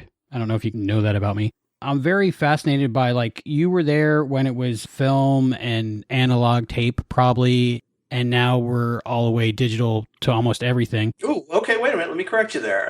We're talking 1992, 93. So yes, 35 millimeter film, optical visual effects. It was posted, obviously NTSC, standard definition, but it was digital did exist. In 1992, 93, you had the formats D1, D2, D3, I think that would have been about it. So you did have digital component and digital composite capabilities at the time, so it wasn't just analog. Okay, good. You wanted the geeky stuff? Yeah, this is the stuff I want to know. This is the stuff that, like, I asked myself, how am I going to find out about, like, Quantum Leap and how they did it? One, how did, like, Quantum Leap do everything? Did they edit on film or did they edit on tape like, say, Next Gen did? And how has that changed to today? And especially, like, you're a colorist. Was the color timing done on the film back then, or was it done somehow digitally? In fact, color correction is, obviously it's evolved, it's very different, but it's very, very similar to what was done in 1992, 93. Let's see, to answer your first question, was it edited on film or was it edited electronically? That's a very good question. In 92, 93, they could have shifted over to Avid or competitors at the time. I don't know how it was offline edited. Editing is done in two stages, offline and online. Offline editing is anytime you're dealing with anything other than the real masters. So if you're dealing with the final resolution, whether that be film or whether that be electronic, if it's the final res, well, then you're onlining. Well, offlining is where you're making your decisions. You could be physically cutting film, or it can be in an electronic format like Avid and so on and so forth. So the offline is slow and methodical. Online is usually done very, very fast. Offlining will take sometimes 1 to 2 weeks for a television show, typically 1 week, and onlining will take place in a day. So the offline was done off premises, so all the decisions were done some magical other place. I couldn't tell you where. Because the show started in the 80s, 1989, I believe, there's a very good chance it could have been one of those last shows that was being cut on film. I'm going to bet it was. My educated guess is going to tell me, I bet it was edited on film. And then they would make, because I know of what they did with Law & Order, which was another Universal show of the similar ilk at that time, way back when. And the way they did it was they would cut the negative. No, did they cut the I think what they would do is they would cut it on film and then probably cut the negative and then strike an IP, an interpositive, and the final show was colored from that interpositive piece of film. It was hung on a telecine. In that case at that time, it would have been not a datacine, but a telecine. Most likely a Rank-Sintel Mark III or something of that ilk around that time. And so the film was hung up, looks similar to a big projector. And basically you're hanging film, but it kicks out, in this case, digital component video. That would be sent to a color corrector. I know for a fact at that time it was a Renaissance 888 Da Vinci. You can currently, you personally, Albie, can go on right now and get yourself a free copy of Da Vinci Resolve. And in many ways, some of those same tools are the same tools that were used back in the 90s for Quantum Leap. And it was color corrected in a linear fashion. So what that means is he would program it. He would make marks, electronic marks. There's a counter, and as a film goes through the telecine, it's kicking off a counter, and the Da Vinci is keeping track of that list. So as the footage goes through, as a certain number will come up on the counter, it'll trigger a color event. And so he goes through and makes marks from every cut in the show. Let's say a typical show has 1,000 cuts. He would go through cut to cut to cut and make sure they all look a specific way. And in every one of those cuts, you can make so many different color decisions, the overall look and style, feel, mood. You can take separate parts of the image and, Sam looks a little dark in this side of the room. I'll bring him up, that kind of things. But back then it was much more limited, but it was still the same as it is today. But in that case, it was literally film, live. He would program it and then back it up, probably clean the film so it's as clean as possible, and then hit play, trigger the color events live in real time while it's being laid off, probably at that time, to either D1 or D2 videotape, which are rather large cassette tapes. And obviously the audio would be laid in later. But that's the process for color correction of Quantum Leap. So when I was watching it, the film was hanging on the telecine, and he would be stuck from cut to cut, and all day long I remember vividly watching the revenge of the evil leaper, and sitting there all day watching one shot of a character, and you're just like, what is going to happen? I don't know, but that was the process. Wow, that's pretty amazing. Now today, how different is it? Boy, it's pretty night and day. It's very night and day in so many different respects. So at that time, it would have been shot on film. So then you would have gone through the film dailies process. Now, by the way, if you or your viewers would like to, this is kind of funny. This is absolutely true. I currently do dailies for Parenthood and About a Boy. I do this at Universal Studios. This is my quote-unquote day job. I used to work at a company called the Post Group, which is the company I worked at previously to Universal, where they did Law & Order. I was a dailies colorist on Law & Order and CSI Miami. At that time, which would have been 2003, 4, 5, somewhere in there, we were still dealing with film. If you go on YouTube right now, if you put in The Post Group and my screen name, Wired525, you will probably find the video. I don't have that many videos up, but one of them is The Post Group, and you can literally watch the process of how we did film dailies. That's me hanging film from Law & Order, shot in New York, put on a plane, sent to Los Angeles, sent to Deluxe Film Laboratories where it was developed, film handed to me, I put it on a data cine, a Spirit data cine. In other words, it's taking film and turning it into data, as opposed to a telecine, which is turning it into video information. And you watch me hang the film, hang the audio Nagra, sync it up, lay it off to tape. And that was the dailies process. I recorded that entire process. The Post Group is closed, but I showed this to friends of mine recently, and it's kind of cool to have this little time capsule. This is how dailies were done about 9-10 years ago. And that would have been virtually the identical process for Quantum Leap. Shot on film, sent to a lab, developed, sent to a telecine operator at a post house like myself, hanging the film, hanging the audio, merging them together, laying them off to some kind of videotape. In this case, a high-res videotape. Later on, shows didn't have to cut on film anymore. Now they could be edited electronically. So you wouldn't need to get an IP cut or anything like that. You would take the film, put it on high-definition tape like D1, or later on, that's standard def. High def would be HD Cam SR, is what we did, or D5 for Law & Order. And then you would also do lower res tapes like DV Cam. DV Cam was a very popular format at the time. The DV Cams would be sent to the editors, and they would cut electronically on the Avid from the DV Cams. And then they would come into the post house using all of the edit decision lists made from those DV Cams, load up the high definition tapes, online it, color it, put titles on it, que sera, sera. So that's today's process. It's very different. Nowadays, if you want to see that old process, look at the video. Today's process, not only shot not on film, but it's purely data. So for a show like Parenthood, they literally deliver me hard drives or cards, and that data is then put on our server, and I'm not hanging anything anymore. The audio is nothing more than data as well from cards or drives. They load all that stuff in. We then marry it together, put all the information, scenes and takes and all the metadata, organize it for the editors. I then color it, and then we render out Avid media, DVDs, and so on and so forth. So the process is different, but the ultimate result is the same. I'm sending off media to the editors. They edit it. Then they come into our facility, online it, just like Quantum Leap did back in the day, put it to tape. Sometimes they'll do tapeless and not even go to tape anymore. But that's the main difference between back then and now. So now we're not hanging film. I really enjoyed that. You liar. I bored you to tears. No, not at all. I'm the kind of guy who can't wait for the movie to get over so I can watch the bonus features of how they did it. Do you think Universal will ever do a Blu-ray project or some kind of new media project like 4K Blu-ray or something for Quantum Leap? Well, personally, my guess is absolutely. They would be foolish not to.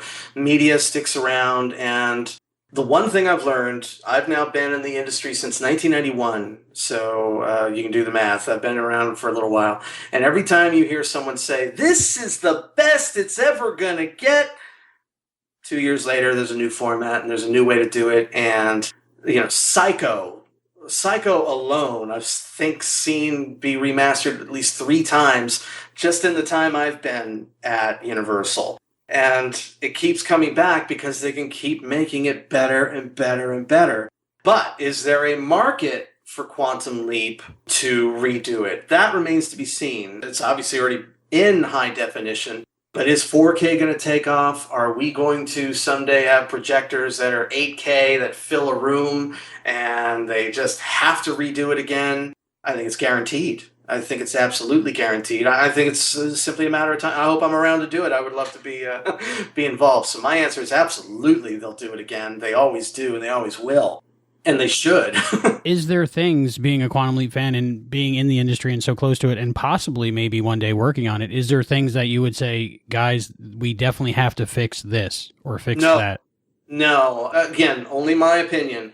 Star Trek The Next Generation right now is the gold standard on how you do it. That what they did for the remastering of that show is about as amazing as you can get. When you have a show like Quantum Leap, when you have anything, when you're remastering it, there's always the temptation to make it better. And you can, and sometimes you can, and you can get away with it. But they are what they are. And if you're going to do it, as long as it's tasteful, do you have to remaster Quantum Leap and then redo all the leaping effects? No. What are you going to gain from it? Virtually nothing. But Star Trek The Next Generation had all those opticals, all those models, all those elements sitting around, and then they reused them and did them beautifully. But even though they had today's technology, they still forced themselves to make sure that they were close to what the original intention was, right? You know what I'm saying? Oh, yeah. I buy all those next-gen Blu-rays on Street Date. They are gorgeous. I know you are the exact same way I am.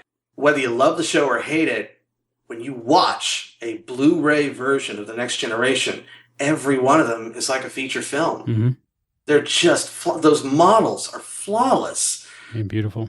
You get to see all the beautiful costumes in those sets, and it holds up so well. And then with modern technology and what these wonderful colorists are doing, to make it look the way it does, it's just gorgeous. It's so wonderful. And I hope they do it for the rest of the series. I'm a DS9 fan, so I'd love to see them do it to DS9. Hashtag DS9 on Blu-ray, please. Please. I hope that, first off, for my own selfish benefit, I hope they just keep me working forever and ever, and let's remaster it in 3D and everything. And how about a new eyeball version so I can print it on the inside of my eyelids? Fine. Just let me keep redoing it. So I certainly hope they will, and I think common sense says yes, because technology always marches forward. There's going to be some great new way to do it. And 4K is overkill. Doesn't stop them from doing it. And 8K is right around the corner. So, yes, short answer after a long-winded yes, I think so. So, I know you weren't around for the remastering of Quantum Leap, but you work there now. So, do you know if how they were remastered, like just 1080p, or what were they? Oh, good question. I think at that time, I am no authority, but I will say that my best educated guess would be, that would be 1080 PSF 2398, your basic HD remastering, which we would do for most of the shows. Yeah, that would be the most common way to remaster a show like that. Okay, very good. It looks amazing, doesn't it? It's cool. Film is film, and that's why film is what it is. I rue the day. We all rue the day and it's not far off. There's going to be something in the next 5 to 10 years. There's going to be something happens, a solar flare, something. And you're going to hear about tons and tons of digital movies being lost. But Gone with the Wind ain't going anywhere. Mm-hmm. It's on film. Quantum Leap is on film. And all these people shooting, on cards and stuff are going to lose something. What happened? We stored it correctly. It's data. Data gets lost. Film can be repaired. As long as you store it right? Salt mines in some weird desert, right? Absolutely, exactly correct. So if it's stored correctly, that film will be around. And Quantum Leap's on film, and I'm very happy it is. I would love to see them remaster it and put the original music and... Oh, that's a crime. I should seek out the PAL versions, which have the original music. That's what I should be doing, as any respectable fan should. Yes, the original music, please, please, please. It's got to be amazing just to be in that whole industry, except for the whole seeing how the sausage is made thing.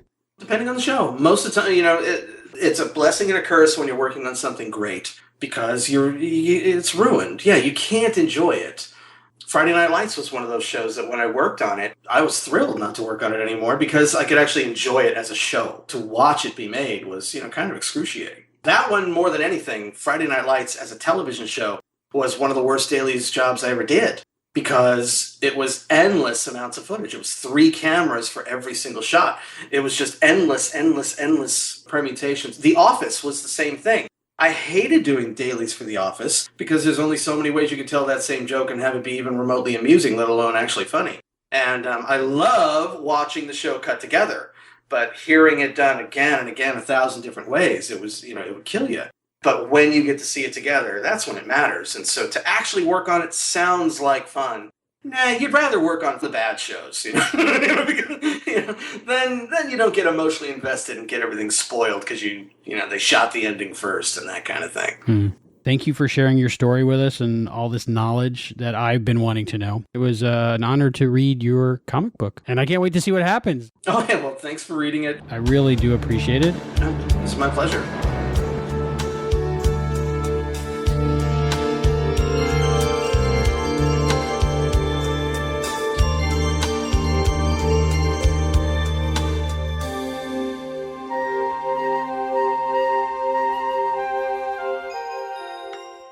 A secret governmental organization operating behind the scenes. Task Force X. The Suicide Squad, ran by Amanda Waller. Checkmate, ran by Harry Stein. One group made up of villains, the other by the best agents our country has. Both doing jobs that need to be done so you can sleep at night. These are the tales of DC Comics' Suicide Squad and Checkmate. Monthly from Head Speaks. Available on iTunes and at headspeaks.com under Task Force X. Task Force X. Check it out. Hey, podcast listeners. We're from the Hydrate Level 4 podcast. That's a mouthful. Hey, stick to the script. I'm Peter, the dad. And I'm Phoenix, the awesome son, the coolest teenager, the kid who talks too much. Hey. We review movies that I grew up watching, and Phoenix gives his insights on whether these movies still hold up for his generation. We've done the original RoboCop. Dead or alive, you're coming with me. Spaceballs. I am your father's brother's nephew's cousin's former roommate. Wedding Singer. It could be so nice growing old with you. And more recently, Mrs. Doubtfire. Daniel? Yeah? Why in God's name are you dressed like a woman? And once in a while, we'll do a new release if Phoenix wants to. You can check out our show on iTunes, Stitcher, and Podbean. We hope to see you there. Again, I'm Peter. I'm Phoenix. And we're Hydrate Level 4. This is Elton Ray Bunch, and you are listening to the Quantum Leap Podcast. That was a great interview. And that was the non-spoilery version. There's expanded version on quantumleappodcast.com if you go there, and we talk a lot more about the end of Quantum Leap. So for people who have seen the whole series, that's a good place to go to check out the expanded interview. I have to say that I feel so honored that people are trying to protect me from the ending. I really don't want to be spoiled. I'm really, really glad that you guys care. But I think everybody really... if they listen to the show, they like it that I haven't seen the end. So it's really cool. Are you guys excited for my reactions or something? Feels like it's too much to live up to, but it's really cool. I hear from everybody that their favorite part of the show is you. Well, probably not me, but the newbie of it. And I always say, thank you. She comes in and sits down a few hours a week at a microphone and yeah. Yeah, I'm just the voice talent. Albie's the everything else. So, but thank you. But hey, at least you're on the show, so that's why people listen. Well, I think that a lot of the people listening to the show can relate to you. So I'm the other person that's new. It's fun to expose someone to something that you love. So I think that that's the element that's really what people like in the show. So it's really cool, and I'm glad that I've made it. Once it's been almost 2 seasons, I have made it without being spoiled yet. All right. Good job, Quantum Leap Podcast Universe. Oh, and that promo from Hydrate Level 4, they have a podcast, and it's really cool. It's a father and son that they sit down and watch movies from the 80s and 90s, and there's some of his favorite movies, and then he gets his son's reactions, what he thinks of the movies. And I was like, oh, that's a great idea for a podcast. I kind of had a similar thought about that when Rennie gets a little bit older. Yeah, right now she can't sit through a whole movie. No, unless it's Frozen, maybe. Yeah. But yeah, that's a great thing to check out. So check out Hydrate Level 4. And now, our segment from Hayden.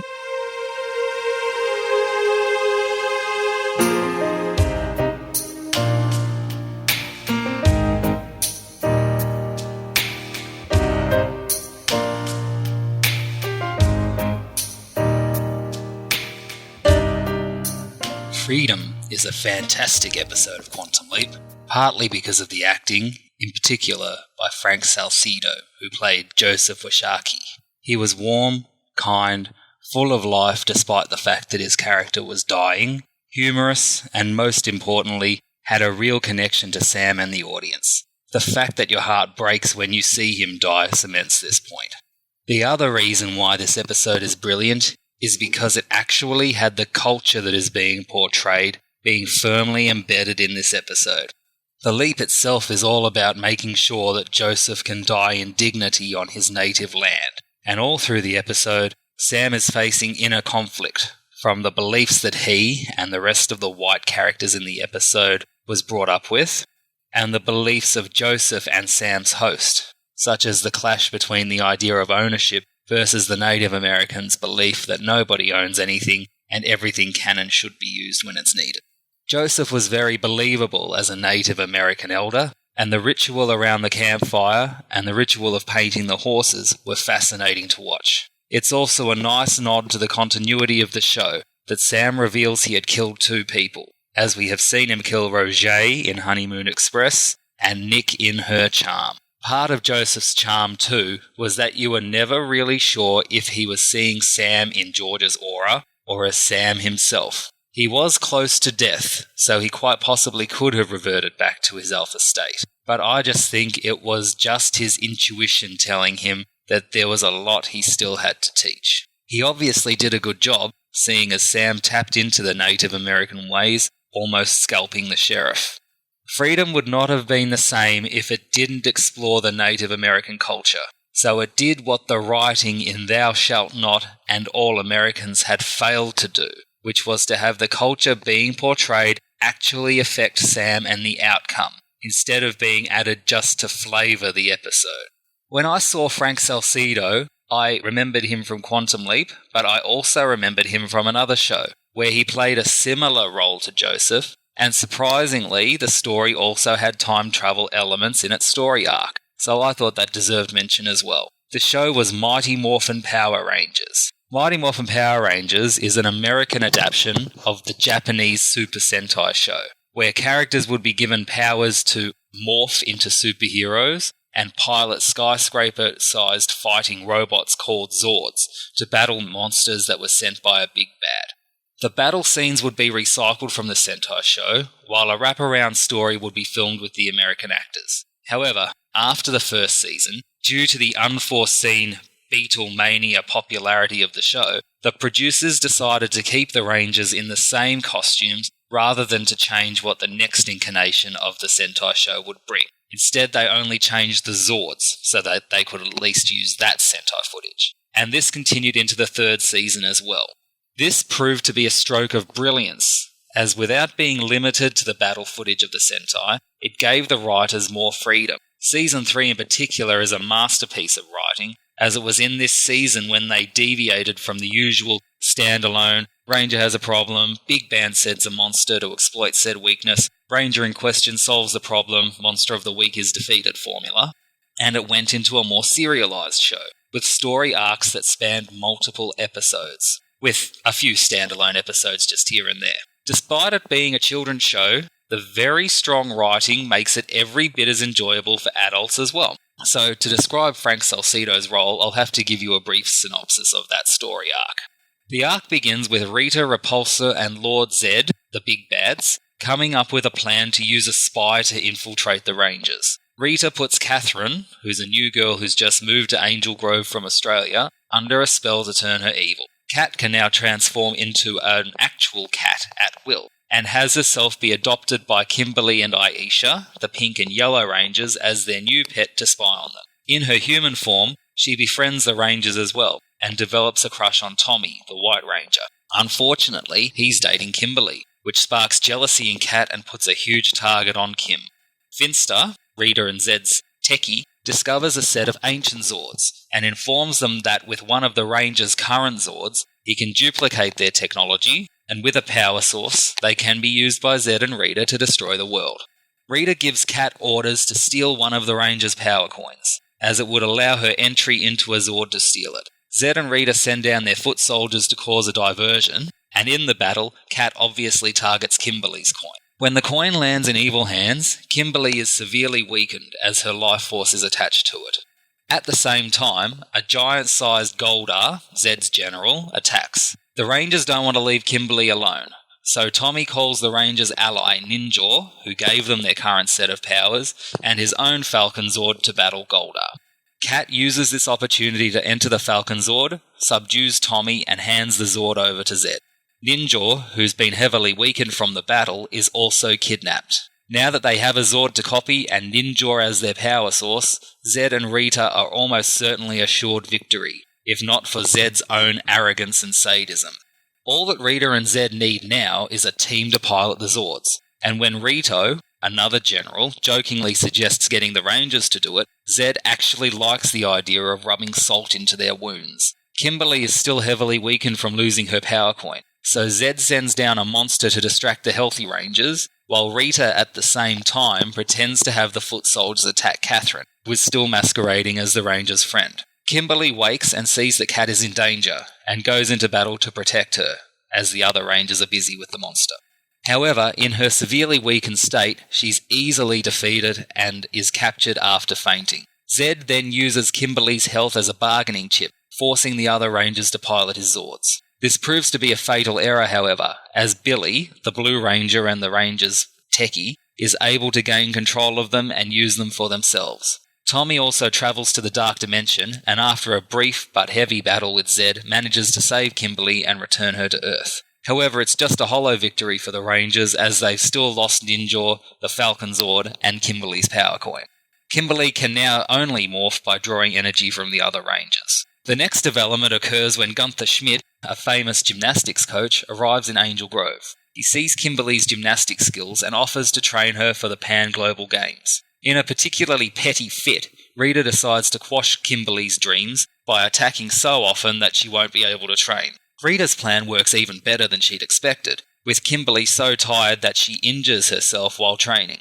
However, Catherine, now having grown attached to the Rangers, gets her to the hospital in time. This act of goodness is enough to break the spell Rita had placed over her, and Catherine comes clean to the Rangers about her actions. She's immediately forgiven, having had no control over Rita's and Zed's powerful magic, but exasperated at losing their spy, Rita and Zed use Ninja, whom they still have trapped, as a bargaining chip, offering to release him in exchange for Catherine. Catherine agrees, but both sides try to double-cross each other, resulting in a battle that ends with Catherine being captured by Rita. In her jail cell, Catherine manages to outsmart Rito, who is on guard, and escape. She also finds the pink power coin, an act which is picked up at the Rangers Command Center as the coin is back in good hands. They're able to teleport Catherine out, thus returning the coin to its rightful owner. Meanwhile, Kimberly is offered a place in the Pan Global Games gymnastics team, so gives her coin to Catherine, making her the next Pink Ranger. Sometime later, an immensely evil force arrives on the moon. So powerful, in fact, that it temporarily knocks out all power at the Rangers Command Center. It's Master Vile, Rita's father, on a mission to retrieve the Zeo Crystal, an immensely powerful object that grows in power over time. It's located under Zed's palace, but unfortunately it can't be touched by any of them, due to a force field around the crystal which destroys anything evil. He beefs up Rita and Zed's foot soldiers, and creates a monster so powerful that it can drain the energy of anything around it, starting with Ninja. Master Vile is easily distracted by his own destruction, so the Rangers come up with a plan to get the Zeo Crystal away from him, by Kat approaching Zed and Rita pretending she wants to be evil again, while Tommy attempts to retrieve the crystal. Meanwhile, the other Rangers battle the monster, but are getting their asses handed to them. Rita and Zed imprison Kat in a machine that will return the evil fire, but Tommy succeeds in retrieving the Zeo crystal and uses its force field to drain the evil, and the two of them escape in the Falcon Zord that they manage to steal back. They return to Earth, but Master Vile overhears Tommy say that he put the Zeo crystal in the Falcon Zord, so just transports all the Zords to a faraway galaxy. In both a crowning moment of awesome and a crowning moment of stupidity, Master Vile hosts an end-of-the-world party, making everyone on Earth party like it's their last day on Earth, because it is. This, however, gives the Rangers enough time to locate the Zords and retrieve them. They break up the Zeo crystal and have its pieces scattered across space and time, so that Master Vile can't get his hands back on them. They also manage to defeat the energy-draining monster and save Ninjor, but Master Vile vows revenge. Summoning the Orb of Doom, Master Vile is able to make the Earth reverse its rotation on its axis, thus reversing time and reverting the Power Rangers back to powerless children. Unable to do anything to defend the Earth, the Rangers call for help, in the form of an alien set of Power Rangers from the planet Aquitar, a planet entirely covered in water. When Master Vile sends down a giant-sized army of monsters to destroy the planet, he's shocked to discover resistance in the form of the Alien Rangers. And when his army is defeated, Master Vile throws a tantrum and returns to his home galaxy in disgrace. Zed, who's grown tired of his father-in-law, is ecstatic. Knowing that the Alien Rangers have a massive weakness, the fact that they have to stay hydrated, he and Rita amp up their attacks. Billy is able to create a machine which can restore their ages, but it needs the power coins to work. He manages to restore his own age, but Rito and Goldar steal the machine before he can do any more. This effectively hands the power coins straight over to Zed and Rita, ensuring their destruction and the end of the Power Rangers. Now the only hope that they have to restore the flow of time and their proper ages is the Zeo Crystal. When the Zeo Crystal is split up and scattered across space and time, each piece travelled along the ancestry of the individual Rangers, sans Billy. Thus, they open up a wormhole and chase the Zeo pieces across time. Each of the child Rangers is transported to some point in the past to learn about their heritage, while Billy stays behind and guides the Alien Rangers as they defend the Earth from Rita's and Zed's constant attacks. Rocky is Hispanic, and so is transported to Mexico. Adam is Asian, and so is transported to Korea. Catherine obviously is transported to Australia. Aisha is African American, and so is transported to Africa.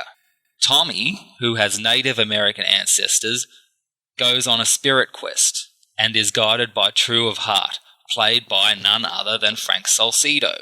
Will the Rangers retrieve their Zeo subcrystals and be able to restore the flow of time, their ages and their powers? You'll have to watch to find out. And you'll enjoy seeing Frank Salsedo in a similar role to what he had in Quantum Leap.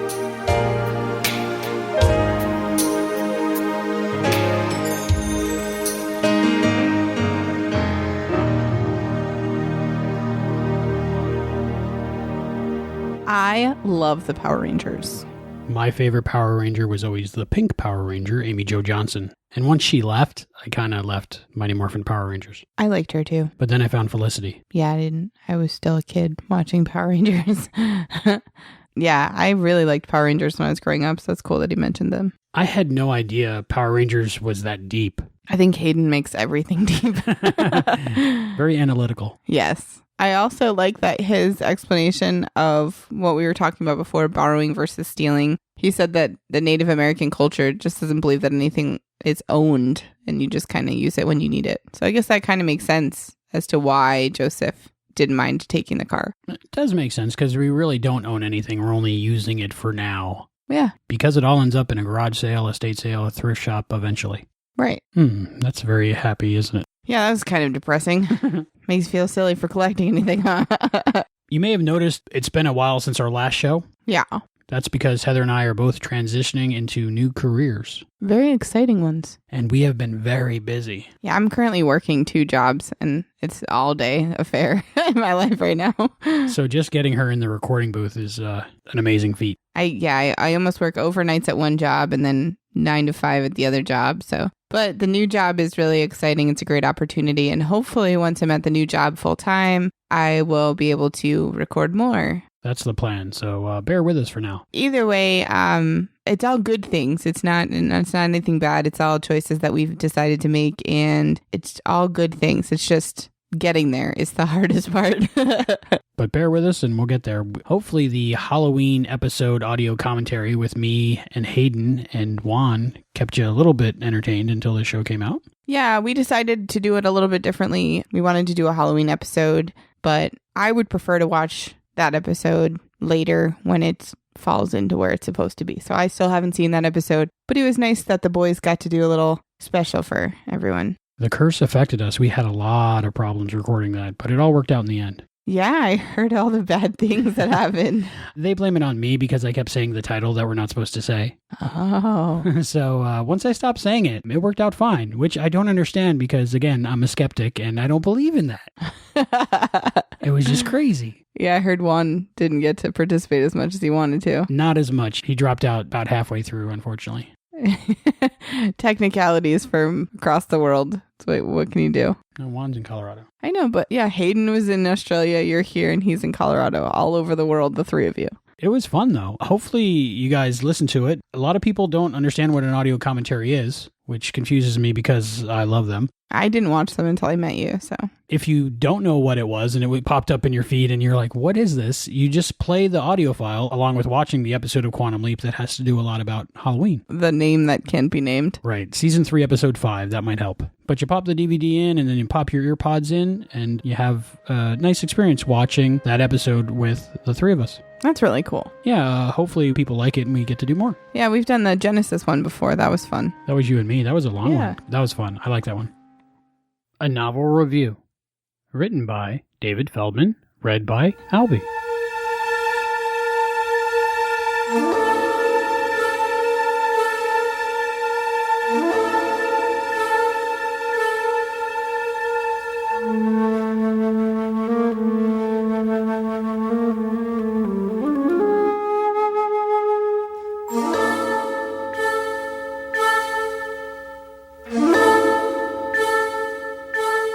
Too Close for Comfort, written by Ashley McConnell, published by Ace Books in 1993.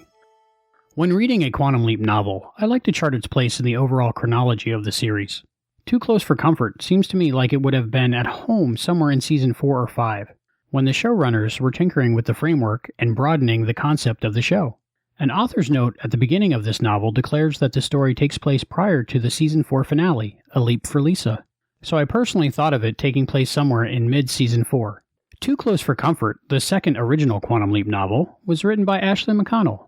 Like her first Quantum Leap novel, Carney Knowledge, Too Close for Comfort suffers from the same inconsistencies with the series.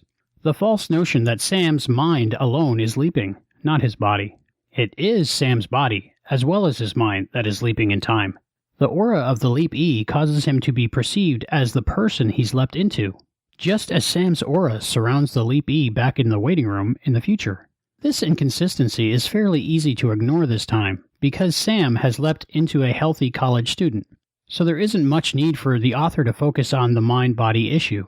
The only other inconsistency between this novel and the series that I could detect was the timeline of Project Quantum Leap. According to this novel, Sam began leaping in 1991. It has always been my understanding that Sam first leapt sometime in the late 1990s. This is a pretty nominal difference, but it should be noted for the obsessive fans out there. This leap finds Sam in Albuquerque, New Mexico in 1990. He's surprised to come face to face with a younger version of none other than Al Calavici. Upon arriving, Observer Al sees his younger self and immediately makes himself scarce, disappearing back through the imaging chamber door. Sam is left to face the situation alone for the first quarter of the book, while Observer Al investigates the situation in the future, afraid that Sam has leapt too close to the present for his own good. Meanwhile, Sam learns he's a college student working for an older man who runs a group therapy exclusively for men. Sam pieces together the puzzle of his situation and learns that his boss is a stern patriarch of a dysfunctional family coming apart at the seams. Observer Al finally returns to inform Sam that unless Sam can set right the original history, 2 members of this family are going to have their lives ruined, possibly culminating in death. Adding to this situation is Ziggy's concern that because of his proximity to the past, Al, Sam could inadvertently cause the younger Al to never get involved with Project Quantum Leap in the first place. Oh boy. The reason I see this novel as fitting in nicely with other later Error episodes is because much of the action takes place with Observer Al in the future, a setting we don't see much of until very late in the series. Without giving away any crucial spoilers, I will say that Too Close for Comfort has a few segments towards the end that take the Quantum Leap premise into a new territory, and it does so pretty well. For the most part, I think this novel is solid. It's fast-paced, exciting, and there are some interesting new takes that were never really explored on the show. Ashley McConnell started to hit her stride with this one. I strongly recommend it. Next time, Quantum Leap, The Wall.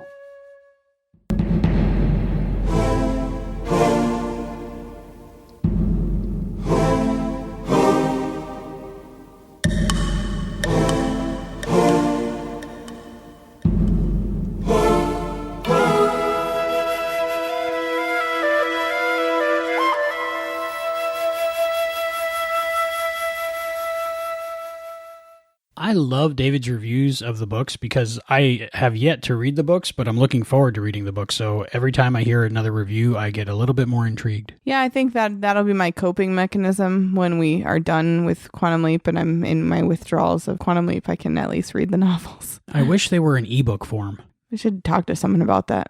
Can somebody scan them in for us, please? Thank you. I own them all, but they're in paperback. If I did that myself, it would take me a really long time. It's a difficult process. I got like the first 5 pages of the first novel digitized, and I was like, okay, that's a half hour. Yeah. It's almost quicker to read them. And I just wasted my life.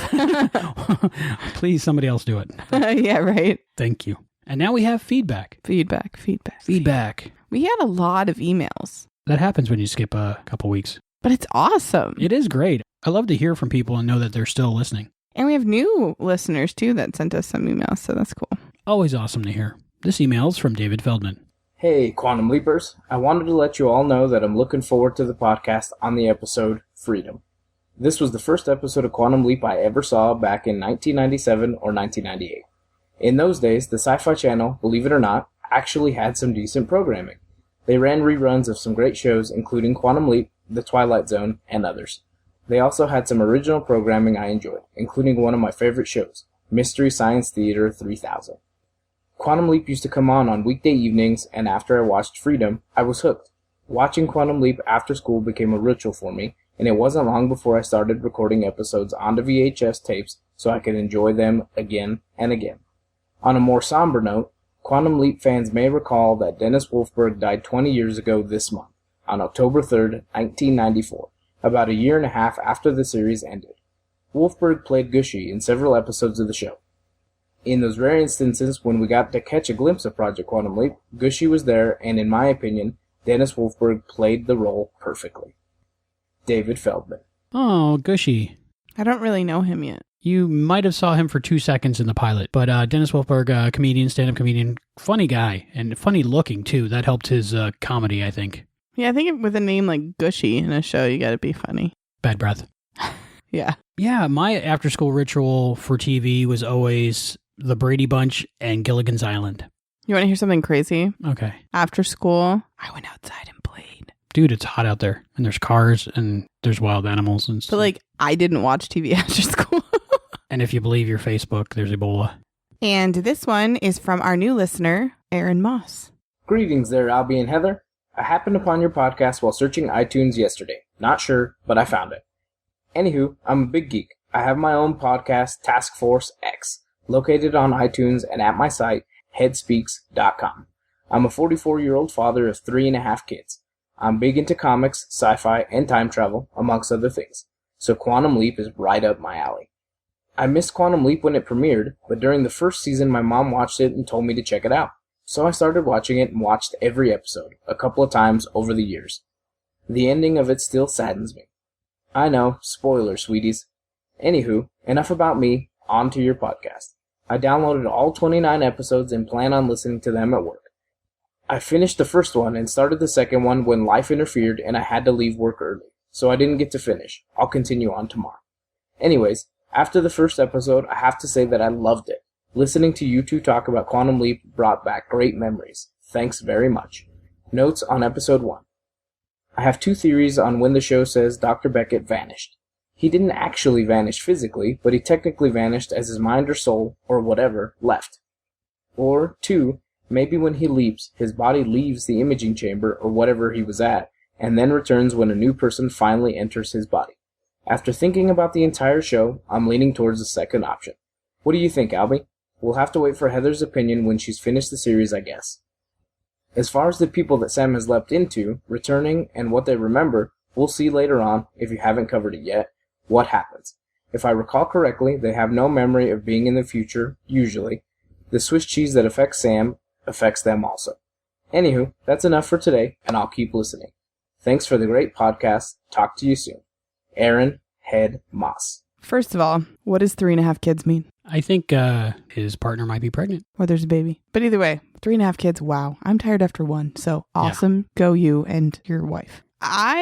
I'm so glad that you started at the beginning and you're joining us. And this is kind of a spoiler, but I love that you are giving us notes on every episode. That is awesome. That is so super awesome. Because I think if you had just as a whole talked about all of them, it would be cool too. But I love that there's notes for each episode. It's awesome. And I think if you keep listening, I don't know where you're at. We do talk about the aura and physicality a lot coming up. There's a few episodes in there where that's all we talk about, I think. I still don't know exactly what happened when he vanished, so that's my opinion. And I've seen the whole series, so I plan to ask Don Belisario if I ever get the chance to talk to him exactly how that went. He'll probably just be like, timey-wimey. Timey-wimey. I'll be like, thank you. I like that he's listening to all of them in a row, marathoning them at work. That's what I do when I find a new podcast that I like. And it's really fun until you get to where you're caught up and you're like, oh, now I got to wait a couple weeks. I do that with Nerdist all the time, too. Mm-hmm. I listen to like all their interviews and then I stop for a couple weeks and then I go back and I listen to them all. I think it's more fun to do it that way. It is. So. It's kind of fun. But thank you very much for liking our show. See, we took a small break so Aaron could catch up. That's all. Right. We're just waiting for Aaron. And we do have a promo on our website, quantumleappodcast.com. It's available in the About page. And you can download it right from there. It's about 1.5 minutes long, and it's our promo. Hydrate Level 4 just played our promo, which is really cool. I was listening to that, and they played our promo. You just said promo a lot. Promo. So everybody feel free to play it in any podcast or anything you have. Yeah, spread the word. We love to have new listeners. And we have an email from Father Beast. Yay. This episode starts out with what has become the standard. Drop Sam in the middle of things and let him figure it out situation. Fortunately, he has gotten pretty good at hemming and hawing until he has something intelligent to say. As for me, when I discovered that he was supposed to be an FBI agent, I was worried that he wouldn't know a bunch of the procedures he would be expected to know. As it turns out, he spends a minimum of time with other FBI agents, and that's mostly with his supervisor. When Al shows up, I thought it was kind of rude for him to make snide comments and then complain that Sam didn't respond. I mean, he's used to making commentary on everything that's happening and not having to worry about being overheard by the people around him. But it is a bit much to expect Sam to respond to his invisible friend when someone else is trying to have a conversation with him. Interestingly, on the subject, Dana is a very observant woman. She notices Sam talking to himself and wrote it off to him being a kook. But she eventually figured out that he was having actual conversations with someone she couldn't see. I thought that was fairly impressive. Now we come to the part I just didn't know about. When I saw this episode before, it was on television and I only heard what people were saying. So I didn't know how to pronounce the name of this professor whose cabin they were going up to. Was it O Negro or Lo Negro? Or what? In my mind, I always thought it was Mo Negro. It wasn't until this particular rewatch on Netflix with subtitles that I saw how it was actually spelled. Admittedly, it's not a name you run into very often. I remembered that the twist in this episode was that Sam's Leapy was the only one who was the bad guy, but in watching it again, I present further evidence. Pete was to pick up Dana and bring her back to the Federal Building where Richardson had a laundry van set up to take her to the safe house. She would have been killed on the way, except Sam didn't follow the plan. The plan that Richardson had told him only the two of them knew about. But how did Cutchifus find out? Sam certainly didn't tell him after he took Pete's place in this caper. Perhaps Pete called Cutchifus with the plan before Sam took his place. Maybe. But the kicker is the laundry van being bugged. When did Pete possibly have a chance to put a tracking device in the van? I don't see how he could have done it from the waiting room, and the van wasn't ready until Sam brought Dana to the Federal Building. If it had been ready before, Sam, or rather Pete, could have picked her up in that, avoiding the need for a trip to the federal building. My only conclusion is that Richardson was the one who bugged the van. And now that I look back on the way he treated Dana with contempt, the casual way he says details of Kutchafus's personality, and admitting that he had Kutchafus up on charges before, which he also slipped out of, leads me to thinking that Richardson was the man on the inside. So what is the evidence that Pete was the inside man?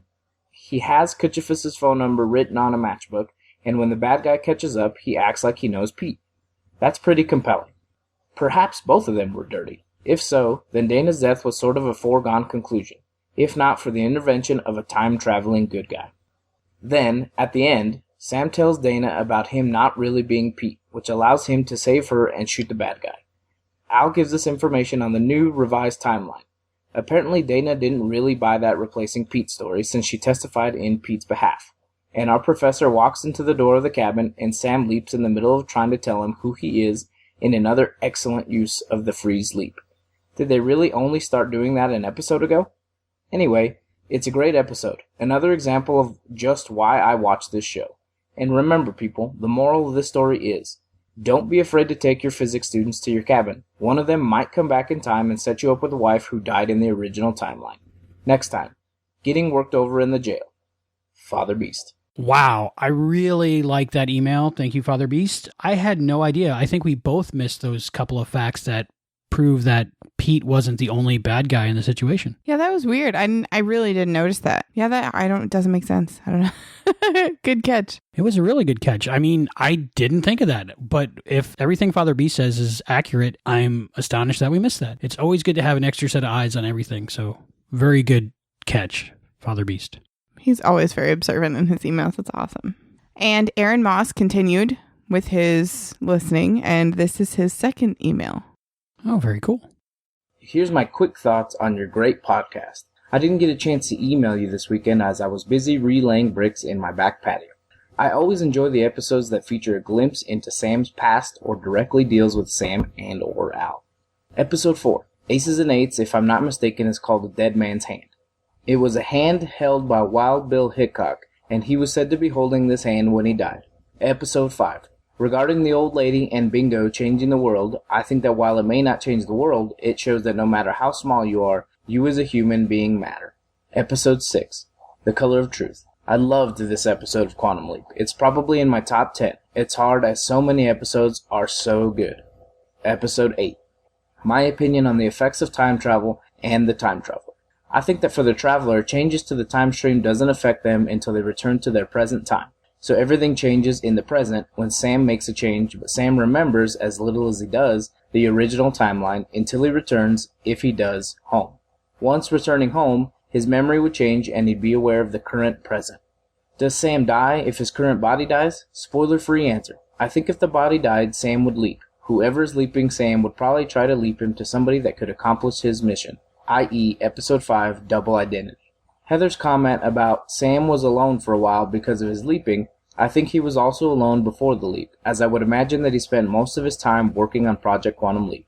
I enjoyed the interview with Claudia Christian. It's sad that money stops people from getting the help they actually need, because it's not profitable. Makes one wonder what cures for disease and illnesses have been squashed due to it's not profitable to cure that. Episode 9. I preferred the previous timeline with Heather as the co-host instead of that Kevin guy. I think I've watched so much Quantum Leap, Voyager, etc. that I'm outside of the time stream so I remember the previous time streams. Though I think it might have been a little funnier if you would have kept Kevin for an episode or two, then changed the timeline back to Heather's. Episode 39. Alright, I'll admit, you confused me for half a second with this one. I had to double check and make sure my phone was playing them in the right order. Didn't help that I came to the party late and had a couple dozen episodes to listen to. I think they used the Salvation Army name because they were trying to give it a more realistic feeling instead of a generic company. I also agree that every show either does A Christmas Carol or It's a Wonderful Life. Episode 10. I always am drawn towards the episodes that deal with Sam's brother dying, as I know this pain, having lost my younger brother when I was a teenager. These episodes always choke me up. I always have a love-hate relationship with this episode in particular, as I lost my brother to a house fire almost 30 years ago now. So any show that showcases a house or something burning has weird effects on me. Episode 11. I wasn't a fan of this episode. I think it's because I don't care for Japanese people. LOL in giant capital letters. No, this was a good episode. I also liked this when I saw it in reruns as Charlie's mom was Martha Kent in The Adventures of Lois and Clark. Episode 12. You mentioned men dressing up as women. See Bosom Buddies from 1980 to 1982. I think they went on dates dressed as women, but I can't remember. Too much leaping has caused my mind to be like Swiss cheese. Episode 13. I think the main reason the mom put Michelle down so much and told her she wasn't good enough for any man or to do anything is that the mom needs Michelle. She needs to feel needed and can't imagine not taking care of Michelle. Episode 15. This is one of my least favorite episodes as sadly I can relate to this. I lost my brother, as previously mentioned, when I was 14. He was 11. So this episode touched very close, too close to home. Even listening to you guys discuss this episode choked me up. Almost skipped this one, but I decided to power through it. Can't wait for the Jimmy episode. I'm with Albie on not eating anything from the ocean, lake, or bathtub. Episode 16. This is one of my favorite episodes. Might be like Albie and just lumping it with the Return of Jimmy episode, but this episode makes me smile. On a personal note, the one thing that bothered me with this episode of the podcast is the political correctness of saying differently abled. It's a nonsense phrase. That as soon as people start getting offended by it, we're going to have to change it again. God forbid we use a descriptive word to describe someone that may be different than others. We wouldn't want someone feeling bad about themselves. Sorry, going off on a tangent here. Just one of my pet peeves is I believe that PC is part of the problem with our country today. Though I did like that both of you called out Connie for causing the breakage of the dish. And I agree that part of Sam's problem this episode was the carryover of Jimmy's disability. I love the interview with John D'Aquino. Anywho, 11 more episodes to get caught up to real time with you guys. Keep up the great work. Aaron, Brotherhead Moss. Wow. Okay. So I don't think I could touch on all those because that was a lot. I guess I'll start off with saying if you're laying bricks on your back patio, don't tell people because that makes you the first suspect. We don't want to know what you did. It's cool to find that out about aces and eights. I knew it was something. Also, he said that, you know, at the lady in bingo, that you matter as a human being. That was pretty cool because that does really prove a point. You don't have to be famous to be interesting. Yes. We would have had Kevin do a little bit more, but Kevin's a very famous and busy podcaster, so it was amazing that we got him at all. He was my first choice for the time travel thing, and luckily he said yes, so that was really nice of him to do for us. Kevin is Albie's podcasting idol, like for real. For real. When people ask me what I wanted to be when I grew up, I would say Kevin Batchelder. Exactly. So it was really cool that he actually did that part of the episode for us, but at least we got to change it up a little bit. I like how he said Voyager. When I think of time travel, I always think of Star Trek Voyager because it was done so well. Brandon Braga, great job on time travel. Sorry for the Christmas episode confusion. We knew that would kind of happen, especially with it saying episode 39. That's why we titled it that, so you could kind of understand why it was like that. But I don't think we've done that since, and we probably won't do it again. That's why we didn't do the Halloween episode for Halloween time. We did a commentary instead. That way, if people wanted to just skip it, they could. But if people wanted to enjoy Quantum Leap in the holiday, they could. And we're not going to redo it this year for Christmas. So Episode 39 again. We should just do it every year. 39B. 39B, 39C. Just do it every year. Yep, so we've seen this again. Okay. It's like Groundhog Day. I've seen this episode now again, and I'm going to say all the same things again. I understand what he's saying when he talks about his brother dying and those episodes really affecting him because Sam's father died. So anytime there's talk about Sam's father, I kind of get the same feeling of, just you can't help but connect your loss with the character's loss. And it can be difficult, but I'm glad he made it through those episodes. Yeah, especially hearing us talk about it too, because I know that we did a really big discussion on loss in the beginning of that episode. And a lot of people did appreciate that we actually did go there. I was worried that people would be like, okay, they're just talking about themselves and not Quantum Leap. But I think part of doing what we do is fully exploring the topic of the episode and how it relates to everybody and how it relates to us. Well, I think that with a huge topic like that, with loss, the reason why it works in an episode is because everybody's experienced some kind of loss. So that's why it works ultimately. As far as politically correctness, I am in favor of it because, like I stated earlier, I just think it helps us to become better people in the future. I like being politically correct. I try. Anything that'll offend anybody, I don't want to do that because that's not my intention. I am still not 100% politically correct a lot of the times, and I get corrected a lot, but I'm working on it. I think that you could go either way with derogatory terms. For example, like, I think if you call someone a retard in a derogatory term, then it's not okay. But I don't think they were using... I guess when Sam says, I'm retarded, I don't really think he meant it as a derogatory thing. When in that instance, it's okay. But calling someone retarded as an insult, I think is not okay. So I think that that's why it's easier to just be politically correct, because you don't have to go to that. You're not on the line where you have to determine if you're trying to be mean or not.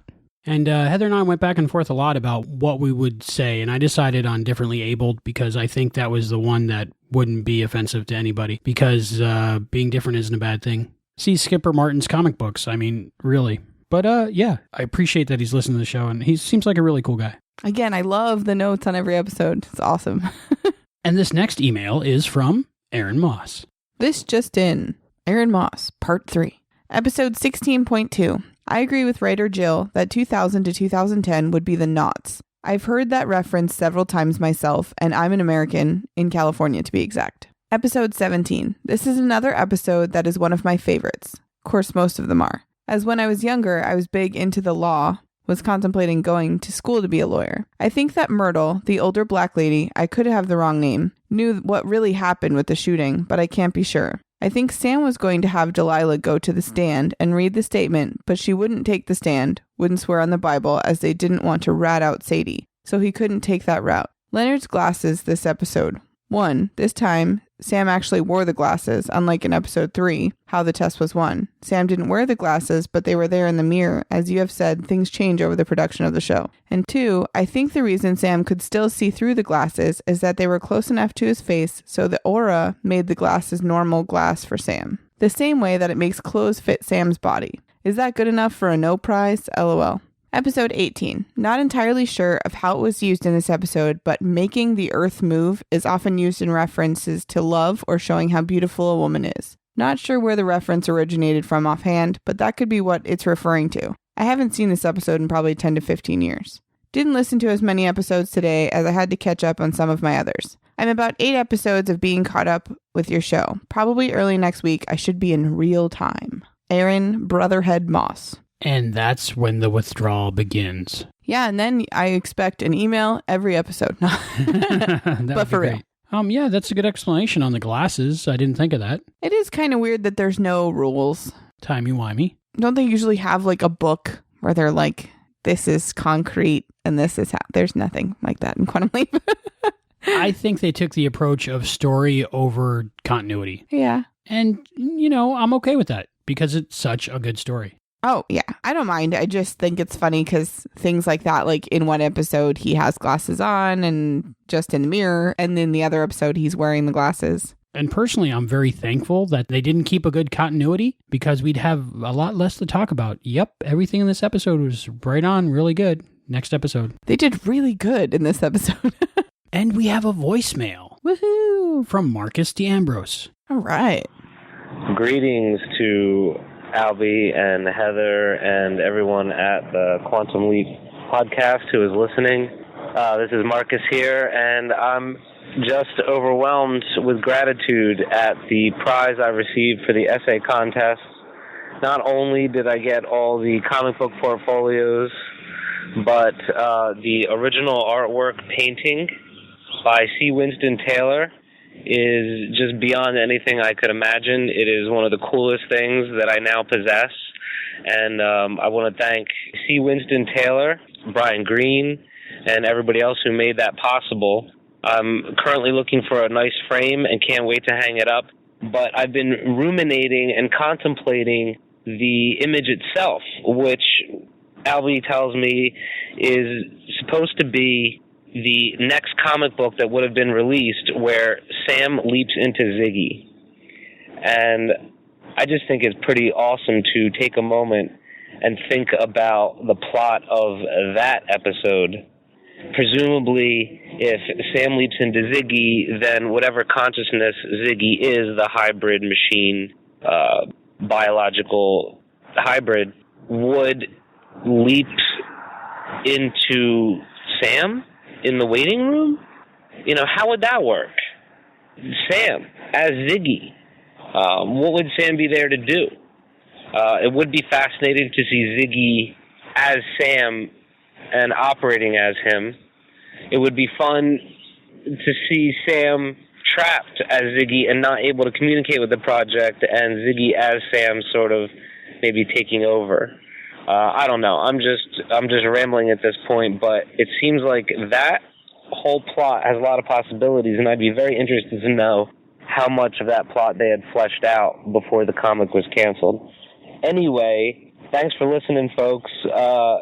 Thank you so much. I really appreciate it, and follow the loop. So there you hear it, folks. The grand prize of the essay contest, What Quantum Leap Means to Me, which Marcus D'Ambrose won, as voted by our listeners, was supposed to be a portfolio of C. Winston Taylor's cover art that was put out, which is a really nice prize. But C. Winston Taylor heard that that was the prize for our giveaway, and he contacted us and asked us if it would be all right if he sent the winner, and he mentioned Marcus by name, an original piece of artwork that he made for the Quantum Leap comics. That's so cool.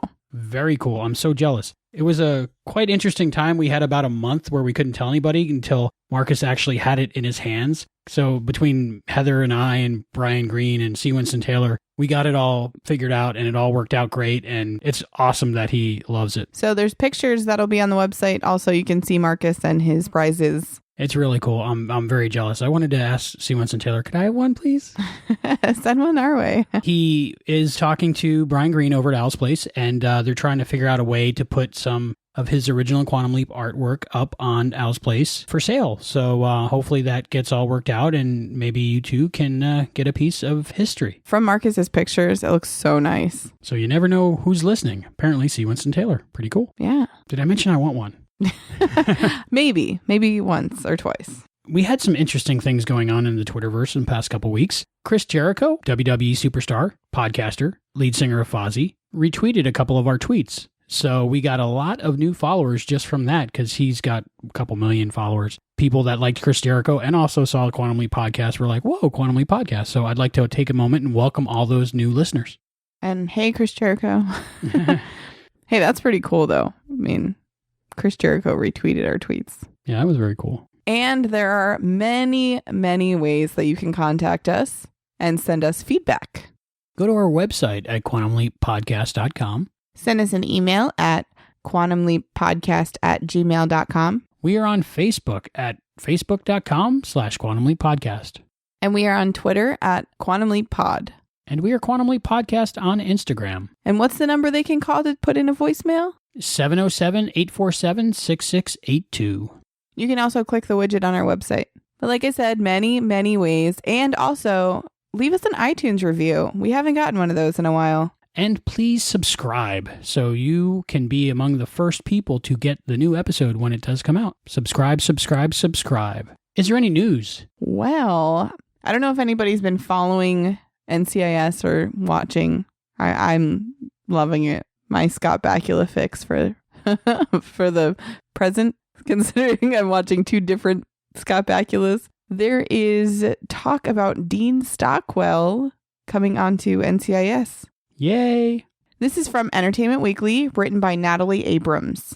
Dean Stockwell has booked a guest starring role on the CBS procedural, reuniting him with Quantum Leap co-star Scott Bakula, EW has learned exclusively. The Battlestar Galactica alum will play Tom Hamilton, a proud and spirited retired New Orleans cop who still has his wits about him. When confronted by investigators about a murder 40 years ago, he arrogantly pushes back using his knowledge and experience. Tom Hamilton is also the father of Councilman Douglas Hamilton, recurring guest star Steven Weber. We did it, executive producer Gary Glassberg says. We found an opportunity for the tremendously talented Dean Stockwell to reunite on screen with Scott Bakula. What a treat for November sweeps. We are thrilled to have him join us for some Thanksgiving fun and intrigue in NOLA. NCIS New Orleans airs Tuesdays at 9 p.m. Eastern Standard Time on CBS. Yay, I'm so excited. So I tweeted to the writers of NOLA, because I don't know if the episode's been produced yet or not, but I tweeted hashtag, please say oh boy this time. For real, though. They have to put it in there. Because in Enterprise, when Dean Stockwell guest starred, they wanted to, but they didn't know if they should or not, and they didn't, and people regret not doing it. So hopefully, since there's already been one Quantum Leap nod in NCIS New Orleans, which was the last effect that they do in NCIS where it freeze frames and changes, it looked like Scott Bakula was leaping out of the last few frames of the first episode of New Orleans. So hopefully, if the producers are fans of Quantum Leap, there'll be some, at least if Dean Stockwell hits his iPhone or something and it goes, the pterodactyl noise. But they got to say, oh boy. I'm assuming they will. Now, I know that New Orleans isn't a Belisario, right? Don isn't doing this one. He is not the executive producer, but it's based on shows that he created, so. So hopefully, because it's kind of in the same Belisario world, they will do something. Because all of the Twitterverse was going crazy that night when there was that nod to Quantum Leap. It's been our highest performing post on our Facebook group. People are excited. I'm excited. I can't wait. I won't wait to watch it. I'll watch it live. Oh, yeah. 3-second delay, maybe. What, TiVo adds 3 seconds, I right? think so. But, I can deal with the 3-second delay, but I'll be there. If it's on Thanksgiving night, then dinner I'll have to wait till the next day. How are you liking NCIS New Orleans? I really like it. I've never really watched a whole episode of NCIS before Scott Bakula, but I love it. I really do. I think it's just my man crush on Scott Bakula. Like the whole time, I'm just like, there's Scott Bakula. I love the fact that Pride has a piano now at the NCIS station / his apartment. You think he's going to open up to that a few more times in the... Oh, yeah. He's already played the piano twice. Yeah.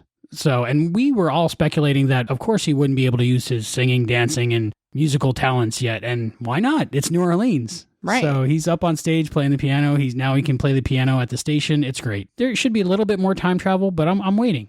I'm not going to rush it. Have you seen NCIS before? No, but hopefully there's time travel.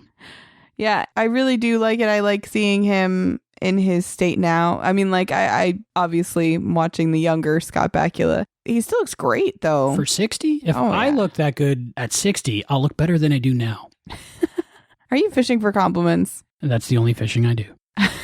I like it. I like that it's got the drama with the wife going on and the kind of sexual tension between the other two.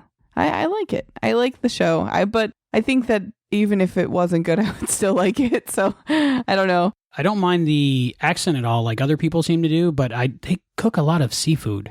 So that's in New Orleans. Yeah, I know. If they could do without the seafood, I'd be happier. But they can't make everybody happy. That's nitpicky. Okay. At least it's not smell-o-vision. Right. Thank you for that news, Heather. Do we have any trivia for this episode? We do have some trivia. I know we were talking about them driving through the scenes earlier, but it shows that they were on I-70, Interstate 70. Well, I-70's western terminus is in Utah, not Nevada. So that's a little bit of a... Whoops, yeah. And it's kind of weird that there was a CB radio, just happened to be a CB radio, in the cow print pickup truck. It almost was horse print. Oh, it's spotted, whatever. The spotted truck. Yeah, if they didn't have the CB, it would have been more difficult to get that whole thing to work out. Yeah, the age before cell phones. Now they have to write cell phones out of the episode. Like, I just dropped my cell phone in a puddle as a plot. Before, they had to write CB radios into the truck. Maybe George and Joseph just borrow vehicles that do have CBs. Oh, there's a radio in this one. We're good. Although I have to say in the 70s, they were very popular because, of course, before cell phones. Just if we're keeping up on Ziggy's gender roles, he is referred to as a he in this episode. Okay. I don't think he's been referred to as a she yet. I think only in the Christmas epised. I've been told it goes back and forth. I really don't pay attention. Good to know. I won't ask you that question. Sam remembers that he's a doctor in this episode, and he does take care of Joseph, gives him the oxygen, splints his arm, all that stuff. So I do have to say something you pointed out to me in this episode. When Sam is listening to Joseph's heart in the truck, it just does not... It does not look right. Well, I think you paused it, and I was like, that just, I don't know. Yes, it's definitely not what's going on in that scene, but if you didn't know what was going on in that scene, it could definitely look like. Yeah, like if there was just a random screenshot on the internet of that, When they're filming things, they have to do 3, 4, 5, 6 takes sometimes. So at what point during that time that they were filming did the actors or director realize that was what's going on and still have to do it? So at what point are you like not laughing at the fact that you're leaning over and looking at your co-star's crotch? Like at what point are you like, well, this is this? Yeah, the heart and the lap are in 2 totally different spots. So well, but he had his head on his heart, I guess, ish. But still, it just once you or lungs, not really heart. He was listening to his lungs. Oh, thank you.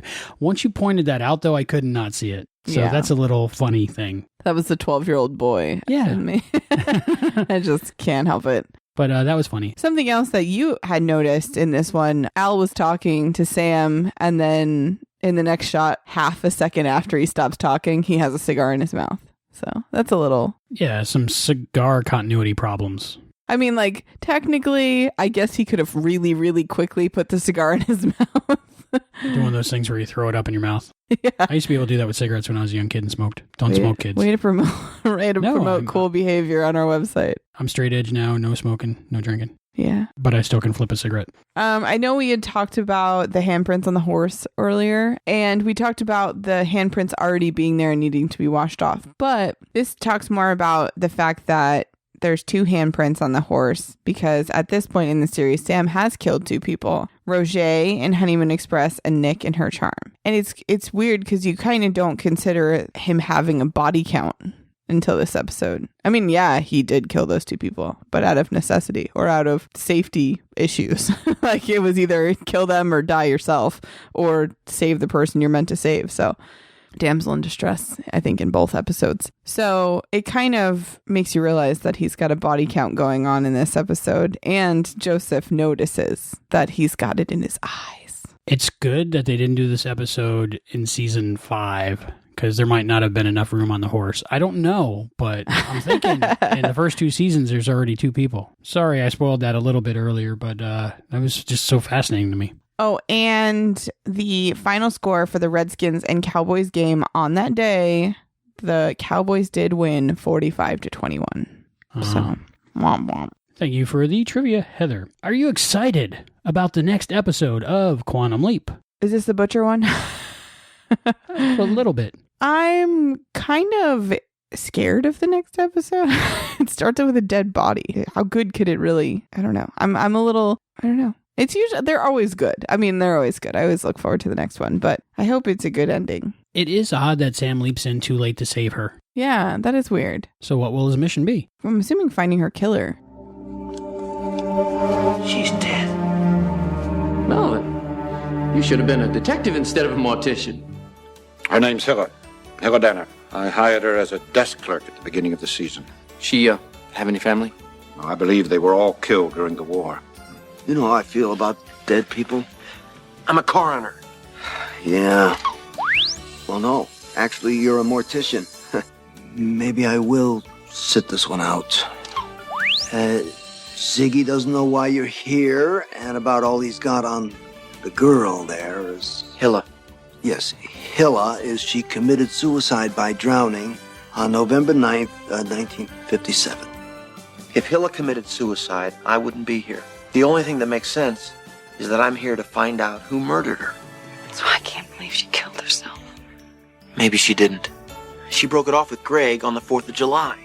After the 4th, there are no new entries, except she did put this in it. Blood test result.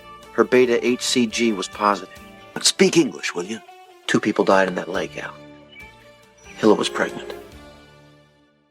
I think this is a very good episode coming up, so I'm looking forward to it. As always, it'll be nice. We went from something with a really heavy theme to another episode coming up with a very heavy theme, but totally different. That means we should be up for a comedy relief one soon, right? We can watch Double Identity again.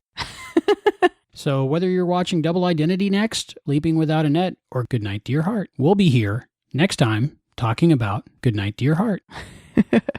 And if I'm lying... I'm dying.